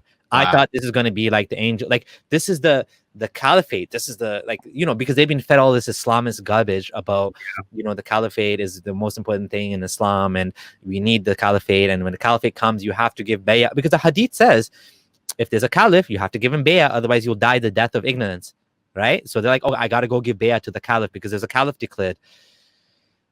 And they're just naive and dumb, and, you know, I mean, there's no other way to put it but naive, dumb, and brainwashed. If you join ISIS, anyways, I don't want to talk about that. I'm getting emotional about that. But anyways, so what you said about this expiry date of the earth, you know, how you said it is here. Allah says we made animals for you. Absolutely. Exactly. Animals and your wives. Just animals. Women too, right? Like how would you expect to treat animals if they're made for you? Like, of course you're gonna eat them. Of course you're gonna slaughter them. Of course you're gonna treat them like they're your food. Yeah. Like, and to me, veganism is a more ethical standpoint. I mean, I still eat meat, but I acknowledge that from my perspective, veganism is ethically superior to eating meat, because these are living beings, and you're harvesting them, and you're eating them, and you're killing them. They don't want to be eaten, and they want to live. Sure, if you want to have them as a pet, that's a different story. But we're not talking about that. We're talking about you're raising them to kill them and eat them. So if you think that's okay, that's fine. You can think it's okay, but realize to not do that, especially when there's alternatives. I mean, we have, you know, protein, and we have vitamin B12, and all of these things you can supplement. Honestly, you don't need to kill animals for that. So I still eat meat. Again, I'm going to keep saying that. I'm not being, I don't want to be a hypocrite. I eat meat still. But like, if the option comes for, like, you know, like lab grown meat, or there's going to be more options every day, there's more options, I will gladly take that, because I think it's morally superior. I don't think we should be harvesting and killing animals for the organs and body parts, because they're living creatures. They have feelings just like we do. And and here's the thing. Yasir Qadhi actually had a video about this, where he talked about how for Muslims, there's going to come a point in time where they're going to be conflicted about eating meat, because the rest of the world is going to have moved on. They're going to be we don't eat meat. You guys are barbarians now. You're still eating meat. And they'll be like, yeah, but the Quran says, you know, you can eat meat. And now there's going to be an ethical problem. And he was trying to show how morality changes, and he's saying we should stick to the, you know, the morality of the Quran, basically. But that was his point. But it's a good point that actually you guys are, I mean, all of us, not you guys, all of us are going to look like barbarians eating animals when the time comes when we don't eat animals anymore. People will look back on us and they'll say, look at these barbaric people eating animals. Like, shame on you guys. Like, you guys did these things, just like slavery. We look back at people that own slaves. We're like, you guys own slaves? What the hell is wrong? How barbaric is that? Yeah, exactly. And I honestly think the same thing will happen with eating meat. Yeah, I completely agree. Yep. Sorry. And again, same as you. Like, I don't want to be a hypocrite and say like that. I don't eat meat, but I do. But I'm like always trying to take little extra steps, because like same as you said, it's like when you realize how similar we are to animals, and like they're not made for us, you start understanding that like it's not that different, you know? Yeah, I mean, the reason I think this is good is because it's it's a good thought experiment. It shows you that even if you don't necessarily, you know, implement that, you can still agree that it would be better. And people that don't agree it's better, I mean, we can have that conversation with them another time. That's not the point of this topic. That's not the point of this channel, even to talk about veganism. But I just think, honestly, Ibraheem, Younas, you guys made good points, really, really good points about subjugating, about the expiry date of the earth, and, you know, just like what I added about the whole ISIS and even Christian fundamentalists wanting to bring the end of the world. Oh man! But you think, and just to add one more thing to that, sorry, then I'll let you guys continue. When you see your life as limited, meaning there's no hereafter, don't you think, and both of you can answer this, don't you think that makes your life more valuable? Okay, so before I go into that, let me just say a few things. The veganism thing. So so that's actually something that I think about very, very often. So being in just like in the biological sciences, like I'm able to get a perspective that a lot of people who are not in this field get. Okay, one thing is that like we are animals in the truest sense possible. Okay, if you think eating a sheep is okay, you're not, like, it's not that far of a jump to say eating a human is also, like, if you kill a sheep, you will see its heart, you will see its blood, you will see its liver, you will see every organ that you have represented in that sheep. Okay, every single organ that you have, any pain that you can feel, it can feel it as well. Okay, and so when we talk about eating meat and all that stuff, and maybe I should prelude to say I still eat meat occasionally, but I do it very, very rarely. So I only do it, for example, if I go to my parents' house when, you know, they don't know that I, you know, that I, like, you know, have these, you know, or I lack a belief now and all that stuff anymore. But so I have to, you know, put on an act for them. So I eat, but, you know, I live alone, so I really don't eat meat. Like, I am very close to just becoming a vegan or a vegetarian. Younas, you should explain how, like, we actually don't need that much meat in our life. Oh, yeah. So I think from a biological standpoint. Oh yeah, we can go into that. So yeah, so evolutionarily, humans actually, even though we have added meat to our diet, this was relatively a recent invention in our, like, story of, like, you know, just in our evolution story, I suppose. And the evidence for this actually exists in the cells that line our stomachs. Again, this is going very technical, very deep, but still, when you like, you know, when you like look into it, when you really look into, like, how humans are built, or how human body is structured, and how biochemically it functions, it actually knows how to handle plant matter, like cooked plant matter, a lot better than, you know, like eating meat. So, you know, what happens, you know, like the West, for example, we eat a lot of meat in the West, and we have higher rates of cancer, higher rates of heart disease, higher rates of obesity, and things of that sort. So eating meat, our body knows how to handle it, but it's not supposed to be at this level that we're doing now. So you can even make a scientific case for why you should become vegan if you want, a health case. And aside from just being moral and stuff like that. But of course, we're never going to learn these lessons from the Quran, right? You know, come Eid, you're supposed to, like, kill your own sheep and sacrifice it to God for some reason. Oh, I don't know. It's all very primitive. It's all very primitive, is what I can say. So just so we don't make anyone mad, let's continue back with the story. Sure. I think this was a good this is a good thing to mention, because honestly, there's more to life than just talking about Islam. And absolutely, I think all of these things are very important, and this is the best way to kind of deliver this healthy dose of morality to subscribers or viewers or whatever, because, you know, people are not going to watch a video on veganism, but as part of a conversation, we can talk about this and connect it back to religious morality and how religious morality is inferior, right? It does connect. There's no incentive to make lab meat from an Islamic perspective. There's none. Slaughter the animal. Allah loves when you slaughter animals in His name. Allah is jealous when you slaughter animals in other gods' names. Like, it's like a competition for Allah or something, right? And gods don't exist. So why is it a problem for Allah if these gods don't even exist? like why does Allah say don't worship me over any other god? Like, there is no other god, so what's the point? Like, why is that even mentioned? I don't know what. It's hilarious. It's odd, isn't it? It's odd. It is odd. And what you said about the special exception, sorry, I know I said we should get back to the topic, but I can't help it. What you said about eating humans, there's no logical reason why you can't. I mean, if you think that it's, you know, wrong to do all these things, then wouldn't it be it would basically, if you don't think it's okay to eat meat, it's not, like you said, a far jump to eating humans, because frankly speaking, we're basically the same. The only difference is in our morality, we make a special exception.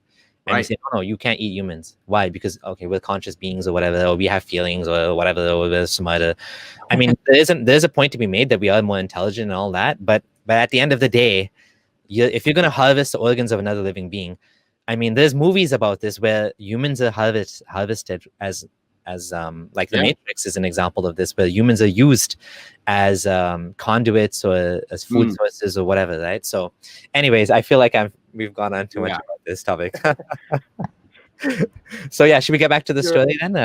You were asking how, like, what do you value your life more once you know that it's like basically the only life you have, right? Thank you. Yeah. Well, okay. I'll start by answering, at least from my standpoint. When I left, it definitely seemed that way. At first, I felt scared and I felt very limited. In a way, I just felt like, oh, this runs out, because I was used to the fact that I had infinite life after this. So going to finite life at first was a very tough feeling, but I would say eventually, after some time, I started basically making the most out of it, because it is the only one I have. So I started learning more things. I started adding like more education, more hobbies, more friends. I started to try to, I guess, hone every opportunity I can get, because I am now realizing that this is a limited time. Before, I would look at it more, oh, this is infinite. I can just sit there and kind of like not have to do anything and not have to make the most out of every moment, because I have infinite life after this. So yeah, that was my standpoint. Younas, how is it for you? Yeah, so for me, I think it's a little mixed. So at first, I would say I felt a little liberated, to be honest with you. Like, I felt that I don't have to worry about, saving myself from eternal hell, or, watching people like burn, and I'm supposed to be happy about it. This is kind of the narrative is, the believers laugh as the non-believers burn, like very sadistic, very weird, like, very weird. But honestly, I came across a video by, and I forgot his name now. It's a YouTube ex-Muslim. Ridwan. Yeah, no, not Ridwan. No. Hassan Radwan. Yeah, Hassan Radwan. Yeah, wow. I had a feeling. Yeah, the first time. Yeah. So I came across a video from him a long time ago, way when I was still kind of fresh out, I guess. And it was talking about heaven. It was talking about, Jannah and what it's supposed to be and all of this. And honestly, I became kind of disinterested. It was very materialistic. It was like you have golden walls and golden bricks and couches and raisins and rivers of milk. And honey. Yeah. It's even just, as a kid, that wasn't appealing. It was, yeah, exactly. And this is all Arab centric, right? Like 7th century Arab. Like not even Arab, like 7th century. Yes. Actually, I don't know if Younas felt the same way, but like actually as a kid, I imagined that if I do go to heaven, that I will basically make myself come back to Earth with like superpowers or something. that was my idea. I think Younas has a similar concept. Yes, I don't know. Like, I don't know. Younas, go ahead. No, that's a good point. That's a great point. Exactly. Like the idea of Islamic heaven, this is very 7th century centric, male centric view of how happy it could be. Okay. And it wasn't very appealing to me. So it's exact same that Ibraheem thought. Like, I was like, okay, well, you can do anything, right, in heaven. So I'll be like, I wouldn't even want all that. I would just kind of want to come back to Earth, but with superpowers. I would just like, that was it. That was good enough for me, So yeah. So going back to the question, I was a little mixed. I was at some point, I was like, I'm okay with this. Like, I'm okay if I just, die and that's the end of it. Because honestly, heaven doesn't seem that interesting to me. And hell is obviously not, interesting as well. So that was kind of my thought. But then I started to think more along the lines of what Ibraheem was thinking about, how this life is precious. Like, it actually is meaningful now. Life compared to eternal life is nothing. It's truly meaningless. If you wanna say life is it has any meaning, it doesn't have meaning in religion. because there is this idea of eternity. So like this life becomes meaningless. It's literally becomes meaningless. So that was kind of my thought on it. So now I view life as precious. I need to make the most of it. I need to try to help people. I need to try to make the world better, because I need to try to leave a mark. Yeah, just have some sort of impact, you know, and learn about it. That's the main thing that drives me, is Explore it.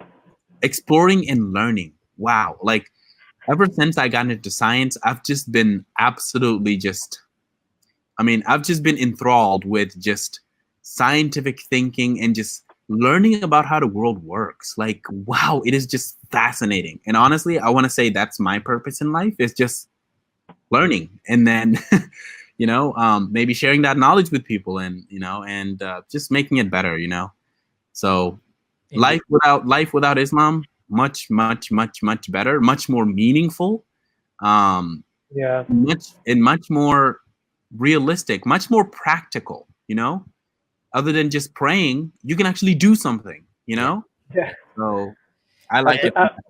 Rather than praying for something, you actually go out there and try to do it. Right. I want to say, I want to ask you guys something. Why didn't you, when you said finite life, again, there's two of you, so both of you can answer this according to your own way you see the world. Why didn't you guys become Christian? Like, both of you are saying finite life or whatever. It didn't appeal to you. Other religions didn't appeal to you, like Christianity or something, Buddhism, Hinduism, something like that. Okay, go ahead, Sai. Good question, right? So like, you left one religion, why didn't you just like see if another one was true, right? Okay, here's the point. Once you learn that it goes back to what Ibraheem was saying. Once you see the picture for what it is, it's impossible to see it any other way. So religion has one view of seeing the world, and it's unscientific. It is it's frankly wrong. And so once you just have a basic scientific understanding of how the world actually works, you became like, religion is uninteresting to you. It becomes almost like a story. Like, that's how, and honestly, this is how religion is viewed in the academic lens. It's culture. It's a human, it's a mythology. It's just interesting stories that humans have told themselves in order to, just live in this harsh environment that we live in, and that's really the way it is. So I didn't go to Christianity or Hinduism or Buddhism or any other religion because they're not true. I mean, that's basically it. For me, one thing that that made me kind of never even bother is, while I was in the religion, I was always occupied with basically proving to other religions how wrong they are and how right I am. So, but I always found some Buddhist teachings meaningful, but I just choose to take what's meaningful to me out of it, out of any religion really, including Islam. Take out of it what I find valuable and what I can use to be a better person, make the world better, and just kind of discard the rest. The practicality of it. Yeah, exactly. But once you see all the light in the canopy, I guess you start seeing all of them fit into that same picture. You're like, oh, it's the same, kind of like the same thing, just with different flavors. Like the same thing with a different language, a different culture, a different heritage. It just evolved differently. But yeah. Yeah, very good view. So Younas, is there more to add to the story? Before I do have a couple questions, but I'll wait and see if there's anything else you wanted to add. Ibraheem told me one thing before we started, which Ibraheem, maybe you can answer. You said that Younas waited for the right time to tell you before he actually told you that he left Islam. Do you want to explain that a bit? What you meant by that? So I believe for a very long time, he was not a Muslim and I was, and he didn't say anything. So he noticed, I felt like, looking back at it now, I noticed that he would kind of test me with some subjects. For example, we'd go to a place that could be haunted or something, and he would say, he would drop things like, oh, but don't you think that's not real? And I would completely dismiss it. So yeah, he kind of waited until I don't know if he waited strategically, knowing that this time will come or not. But like when he told me, I was already like kind of like wobbling on that floor of like something's off here. Like I wasn't as strong and certain, I guess, if that made sense. Um, I Yeah. was already like asking questions. I was already exploring. I was already doing things like that. So, and then that's when he decided to tell me. He didn't just like come out and tell me immediately as it happened. He saw that I was open to learn new things and see new perspectives, and I think he took that opportunity. I don't know, Younas, what is it? How does it look on your end? Yeah, so glad you brought that up. So yeah, that was something when I first left, I didn't want to tell Ibraheem at first, because I didn't think he was, based on what I went through, I didn't think he was going to be able to handle it, you know? So the main thing, and it's not because like, you know, he is just, at the time, I just didn't feel like I was ready to really tell anyone. And of course, if I'm going to tell anybody, it's going to be him. Like he was going to be the one, the first to understand it. So if he wasn't ready to hear it, then like, who will, right? No one else would. So I would, well, he mentioned the haunted house. Actually, that's a funny story. So one time we did go to a place that was supposedly believed to be haunted by some Christian friends that we have. It's an abandoned church. It had like a Jesus statue that everyone in the town believed that if you drive by it, Jesus's eyes would follow you as you like go by. I mean, this place was haunted according to these people, right? Of Yeah, course. and if you look at it, it would follow you, and bad things would happen, and Yeah, stuff like that. right. And so I didn't believe at the time. Like I know fully well that there was nothing to it whatsoever. Yeah. Okay.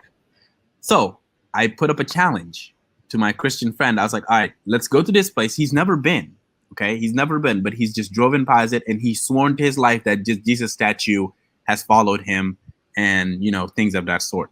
And he was telling me that this is the day he was telling me that this is the day you're going to die. Okay. Yeah. He would say, like, this is it. Like, this is the day you're going to die. Like, if you go here, you're going to die. Right. And I was like, all right, challenge accepted. And I invited Ibraheem. I was like, all right, let's go check out this haunted house. And Ibraheem at the time was believing, so I did not want to go. I did not want to go. I remember that. I was like, can we just do anything else? Like, why mess with it? Why mess with the jinn? Like, see, my friend who is Christian, or our friend, he was thinking it's like I don't know, demons or whatever, and I was thinking from my Islamic background, oh, it's the jinn, of course. Yep. It's obvious. Like, Yeah. what else would it be? it's very interesting actually. So I think Ibraheem at the time he brought like a part of the Quran with him, like to protect himself. Yeah, it was the askar, like the It was thing very we read in the beginning of the day and the evening. Yeah. So this would protect him. And then my Christian friend brought holy water and like salt in the nail and a gun. And a gun. Wow. And so I was ready. I was protected with the askar. I was ready. So Abdullah Sameer, you can just imagine how serious this situation was. Yeah. So you have believers who believe this very strongly, and it was scary versus me who didn't believe at the time, but they didn't know that I believed. So I was like, all right, let's go. So we went, and guess what? Like we like hugged the statue. We played around in the yard. We like nothing happened whatsoever. Okay. Yeah. And that was kind of a big moment, I guess, for me. Like I was like, okay, it proved like my worldview was kind of put through the test. Like, I mean, this was believed by people for generations, and I just kind of debunked it just like that. You walked through the fire and you survived. Yeah, and so I don't know how that made Ibraheem feel at the time. Maybe he believed, and so he was like, "Oh, the askar." Yeah, the askar protected me at the time, obviously. So for him, that was his view. But yeah, so I did wait, though. I did try to just probe him a little bit, to ask him questions here and then. Sometimes I would ask him. I don't know if he remembers, but that sometimes I would ask him questions, and I would say, "Hey, I have a friend who has this question about Islam," and I would ask him that question and see how he answers it, and then I remember that. I would gauge things at that. So I actually took these questions, and sometimes I couldn't answer them, or my answer felt like forced, and I would ask other people, And I continued to ask people in a way, and like I never got the answer like that was satisfying, but I just would dismiss it after a little bit. Oh Add yeah, it to my pile of knots. of the patches. Yeah. So yeah, that was pretty much it. And you know, I'm glad I told him. I'm glad I have someone to be able to just share these stories with him, and for him to just be able to understand, and just kind of be there for me, you know, and through it. And I was there for him. So, but look, I'm glad in the end that he didn't hold on to religion and just dogmatically just kept believing anyway, you know, and just kind of viewed me as a, you know, an outcast and stuff like that. So it's very appreciated. Let's talk about how you feel now and where you go from here, because I mean that'd be a good way to end this. Yeah. Like how do you, I mean, we kind of talked a bit about it, how you see life is more valuable now, and how you know you see all religions is basically made up. Right. And I do have a few questions that people have been asking if you have time, but it's getting kind of long. Let's just end it on something positive. How is your life now? Or it could be negative. Maybe your life sucks now that you left Islam and you're depressed and you have no meaning in life, and now boy, you know, you're just gonna jump and the hole that you have is so big that you just jump. I mean, frankly speaking, I think that's why some people jump to another religion. Yeah. It's like there's something that they're missing, that they don't know how to deal with it, so they just go to another religion, because Islam can't be true, so They have Christianity or something else, right? So they have a hole that they need to fill with something else. Yeah. So let's both of you can answer that, and I guess Ibrahim, you go first this time. Okay, so for me right now, where I'm in the life, I was kind of fortunate enough that I actually so got to move soon after that whole thing started, like me starting to ask questions.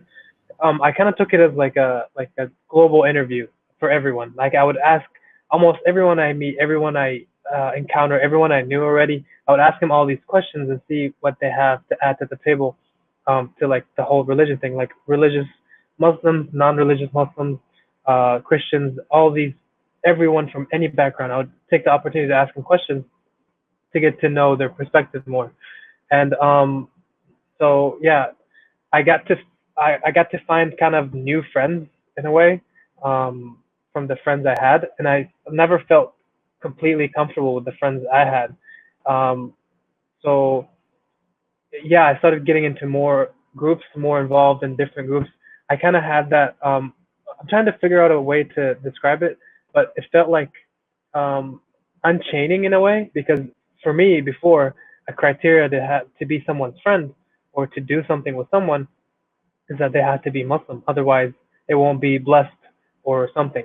And like who I am naturally, I'm very, very social. So I started like basically being unbound and like just went all out and like discovered that um, feeling of like tapping into who I am and who I want to be, which is getting to know all kinds of people and getting to be friends and close with a lot of people. And of course, in an Arabic country, that would have been easier, but here that was always something that was holding me back for years. So I got to know a lot of people. Country? What do you mean? What would be easier? Like getting to know people and like getting to have friends. If you're in a Muslim country, obviously everyone around you is Muslim, so it's not as much of an issue. Yeah. But when I came here, I kind of started to like because you didn't want to be friends with non-Muslims because you I didn't want to be authentic to what you were taught. Okay. Exactly. I didn't want to like have like not blessed bad influences in your life. Bad influences and stuff like that. So when I started going all out and like becoming friends with like people at work, people who I play soccer with, like they want to go like play FIFA, like all kinds of things. Like I just started becoming more true to who I am and who I want to be. And then when I moved, I also like found so many more opportunities. I found so many like jobs that I wanted to do, like things that were like, for example, very, very silly example, but let's say I love Target and I want to work at Target. I wouldn't work there because in a twisted way, I can think, oh, they sell alcohol and some of their money has alcohol, so it's forbidden. So I'm not going to do that. Yeah, I want to work for NASA. Yeah, same thing. It's perfectly. I mean, that's how Muslims think. They think that if there's any sort of haram my money is haram, my income, my food becomes haram, so I can't do that job. And like I've been to Islamic lectures and conferences and stuff where they talk about, you know, avoiding haram, don't work for banks, don't work for insurance companies, don't work for anyone that works for an insurance company or any company that services a bank. You know, so that actually eliminates a lot of jobs right there. And then if you're a retail store clerk, what do you do if there's alcohol and there's beef? I mean, food there, and it's difficult as a Muslim living in the West. You want to follow it, right? And there was just a lot of restrictions that just stopped being there, and like I would kind of notice that they're not there like slowly later. I'd be like, oh wow, I can explore that thing that I wanted to do. Oh, I can learn piano now and not feel bad. I can do martial arts. I can do this. I can do that. And then I can I can work as a peer coach. I can work as a blah blah blah. I can work as a teacher. I can do all these things that allow me to connect to people. And I would always keep the attitude of learning from others, and like I would try to learn from anyone, regardless. Like even kids, I would ask them questions and see how they think, and like they actually brought a lot to the table. But I would say there was a lot of doors that opened up to me, like career-wise and education-wise, relationship-wise, friendships, everything. Like I started becoming true to who I am. I'm still here and there more conflicted about like the purpose in life and stuff like that. But one way I look at it now, through learning more philosophies, which is another thing that I kind of like was scared of. Like for example, the whole thing about Buddhism. Like I would be almost like it was always interesting to me, and I wanted to learn some of their things or go to their temples and like just experience their life. And now I can do that and learn whatever I want to learn out of it, and like be free. But one way of looking at it is, I think it was Alan Watts, if I'm not sure. One of the philosophers I like to listen to. He explains it as looking at life as like a music or a song itself, like or a dance. I know like these are both things that are kind of haram, I guess. But my point is, instead of like waiting for the end of the song, instead of waiting for the song to end to find meaning in the song, you kind of just listen to the melody and enjoy the whole process with its ups and downs, with its bads and goods and all of that. So that's kind of how I try to look at life. I still try to grow. I'm still trying to learn more, and I just want to continue to be a better person so I can give back to the world, and not because I'm a great person or anything. I just find it pleasing for my own self to give back and make the world better. So you can look at it as a selfish way, but at the end, I think it's something that's good for everyone, or good for the planet, to give back and to just kind of serve a little bit, because I feel like I've been taking a lot, if that makes sense. Beautiful. And beautiful. So beautiful. It just shows you that you don't need religion, frankly speaking. I mean, we can take, from the best of human philosophy over the generations. Even religion is religious inspiration. There's nothing wrong with, finding inspiration in the Bible in certain quotes, even in the Quran. Probably not the verse that talks about chopping off the unbelievers' heads or whatever. Yeah. But the more beautiful verses, I mean, in the Quran. And I think a lot of mindfulness training is very helpful that we find in ancient Eastern philosophies, religions. Beautifully said. Thank you, Ibraheem. That was amazing. Thank you, Abdullah.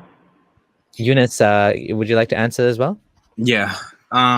That was an awesome answer by Ibraheem. So, for me right now, kind of where I am in my life, I'm mainly just focusing on my studies. So, as you said, I'm studying as a scientist right now, working in embryology in that field, and I'm actually working on my first ever publication. So, I'm about to be a real scientist very soon. So, been enjoying that, been enjoying learning and just nose diving into the science of everything, essentially. And that's been really fun. And that's kind of what my life's purpose is right now. I would say is just to learn about the world, It sounds very naive, but it's very freeing, like Ibraheem said earlier, like once you know how something works, or once you know how something really is, it it like opens your mind up and frees you to do certain things that you didn't know was possible. And so that's why it's so beautiful, and that's what I'm trying to do now. Just trying to continue on that trajectory. I am as happy as, you know, like I am more happy than I ever was when I was a Muslim. When I was a Muslim, I was only content. I was content. I felt at peace or whatever, right? I felt like, all right, God is protecting me, like everything is fine. But I didn't have this profound feeling of freedom and the freedom to learn. This was something I never like had as a Muslim. The freedom to truly learn, not just learn more about your religion. I mean, learn about the world, learn about the universe and how it works. And that's my main driver. One thing I want to add to what Younas said, like the freedom to learn without feeling guilty that you're learning about something else before you learn and become a full expert on your religion. Because if you look at it, there's always more to learn in your religion, and that's obviously the thing that you should be learning about instead of wasting your time reading a book about astronomy or something like that. So yeah. Absolutely. You guys hit so many beautiful points, and you know, like Richard Dawkins said the same thing, Younas, that every day he wakes up, and Neil deGrasse Tyson, I forget one of them, maybe both of them, this to them, they don't feel any less awe at the universe than like a theist, maybe even more than a theist does, because we don't even know where it came from. We don't have an actual explanation. They just come up with an explanation that they think.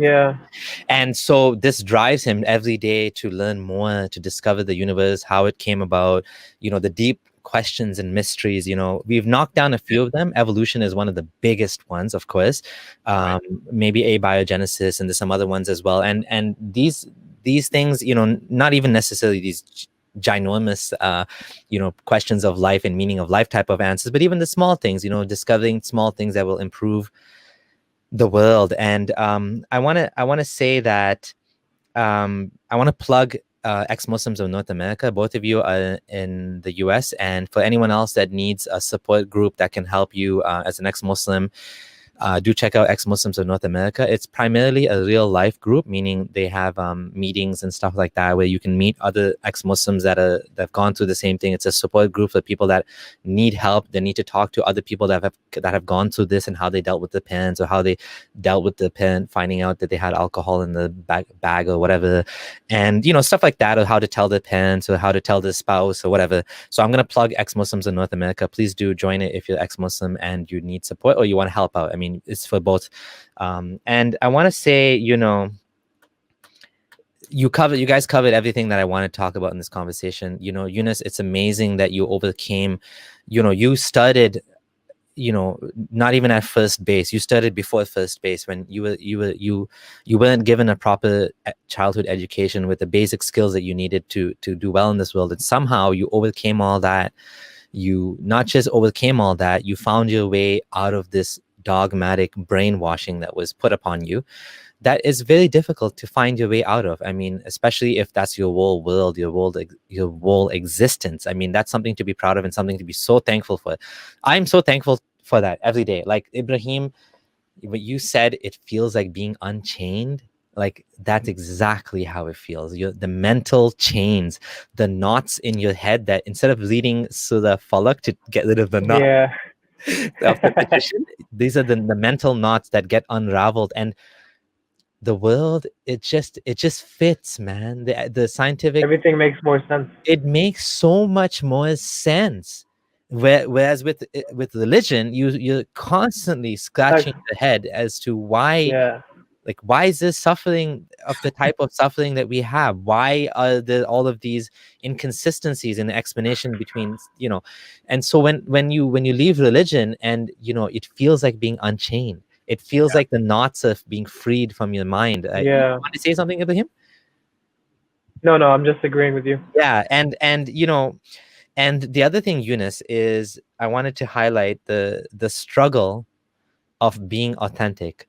The struggle of having a good friend who is religious and not knowing whether you should tell them or not tell them. Because on one hand, you want to be authentic. I mean, all of us have this desire to to show our true selves. That's what intimacy is. Intimacy is to be yourself. I mean, that's why when you're with a spouse, you're able to get naked with your spouse. That is true intimacy, because you're exposing yourself and all your faults and all of your warts and everything, and your roles that you might have when you're my age.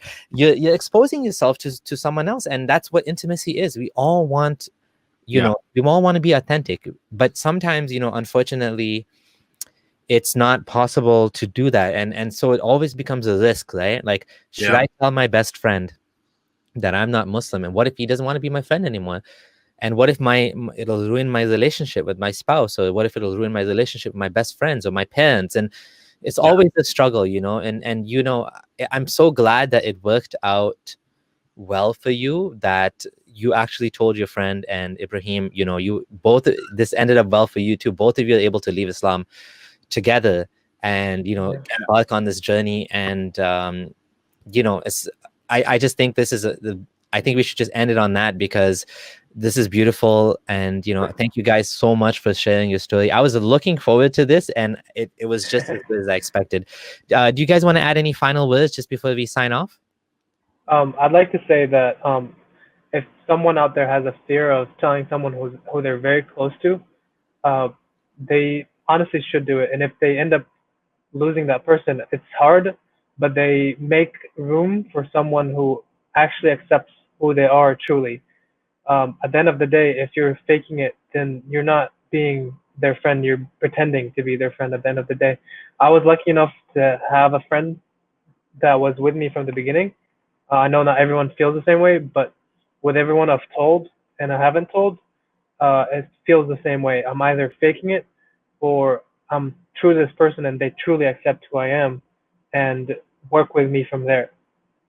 So yeah, that's Wow, all. that's a good way to put it. Yeah, obviously, if you're in a Muslim country, there's additional risks involved, and that's not what you're talking about. You're talking about if you're safe and you're able to tell Yeah, someone. aside from safety, of course. Yeah. Exactly. Yeah, and this is great advice, because when you guys, by you guys doing this, you make it easier for everyone else to do the same. And yeah, exactly.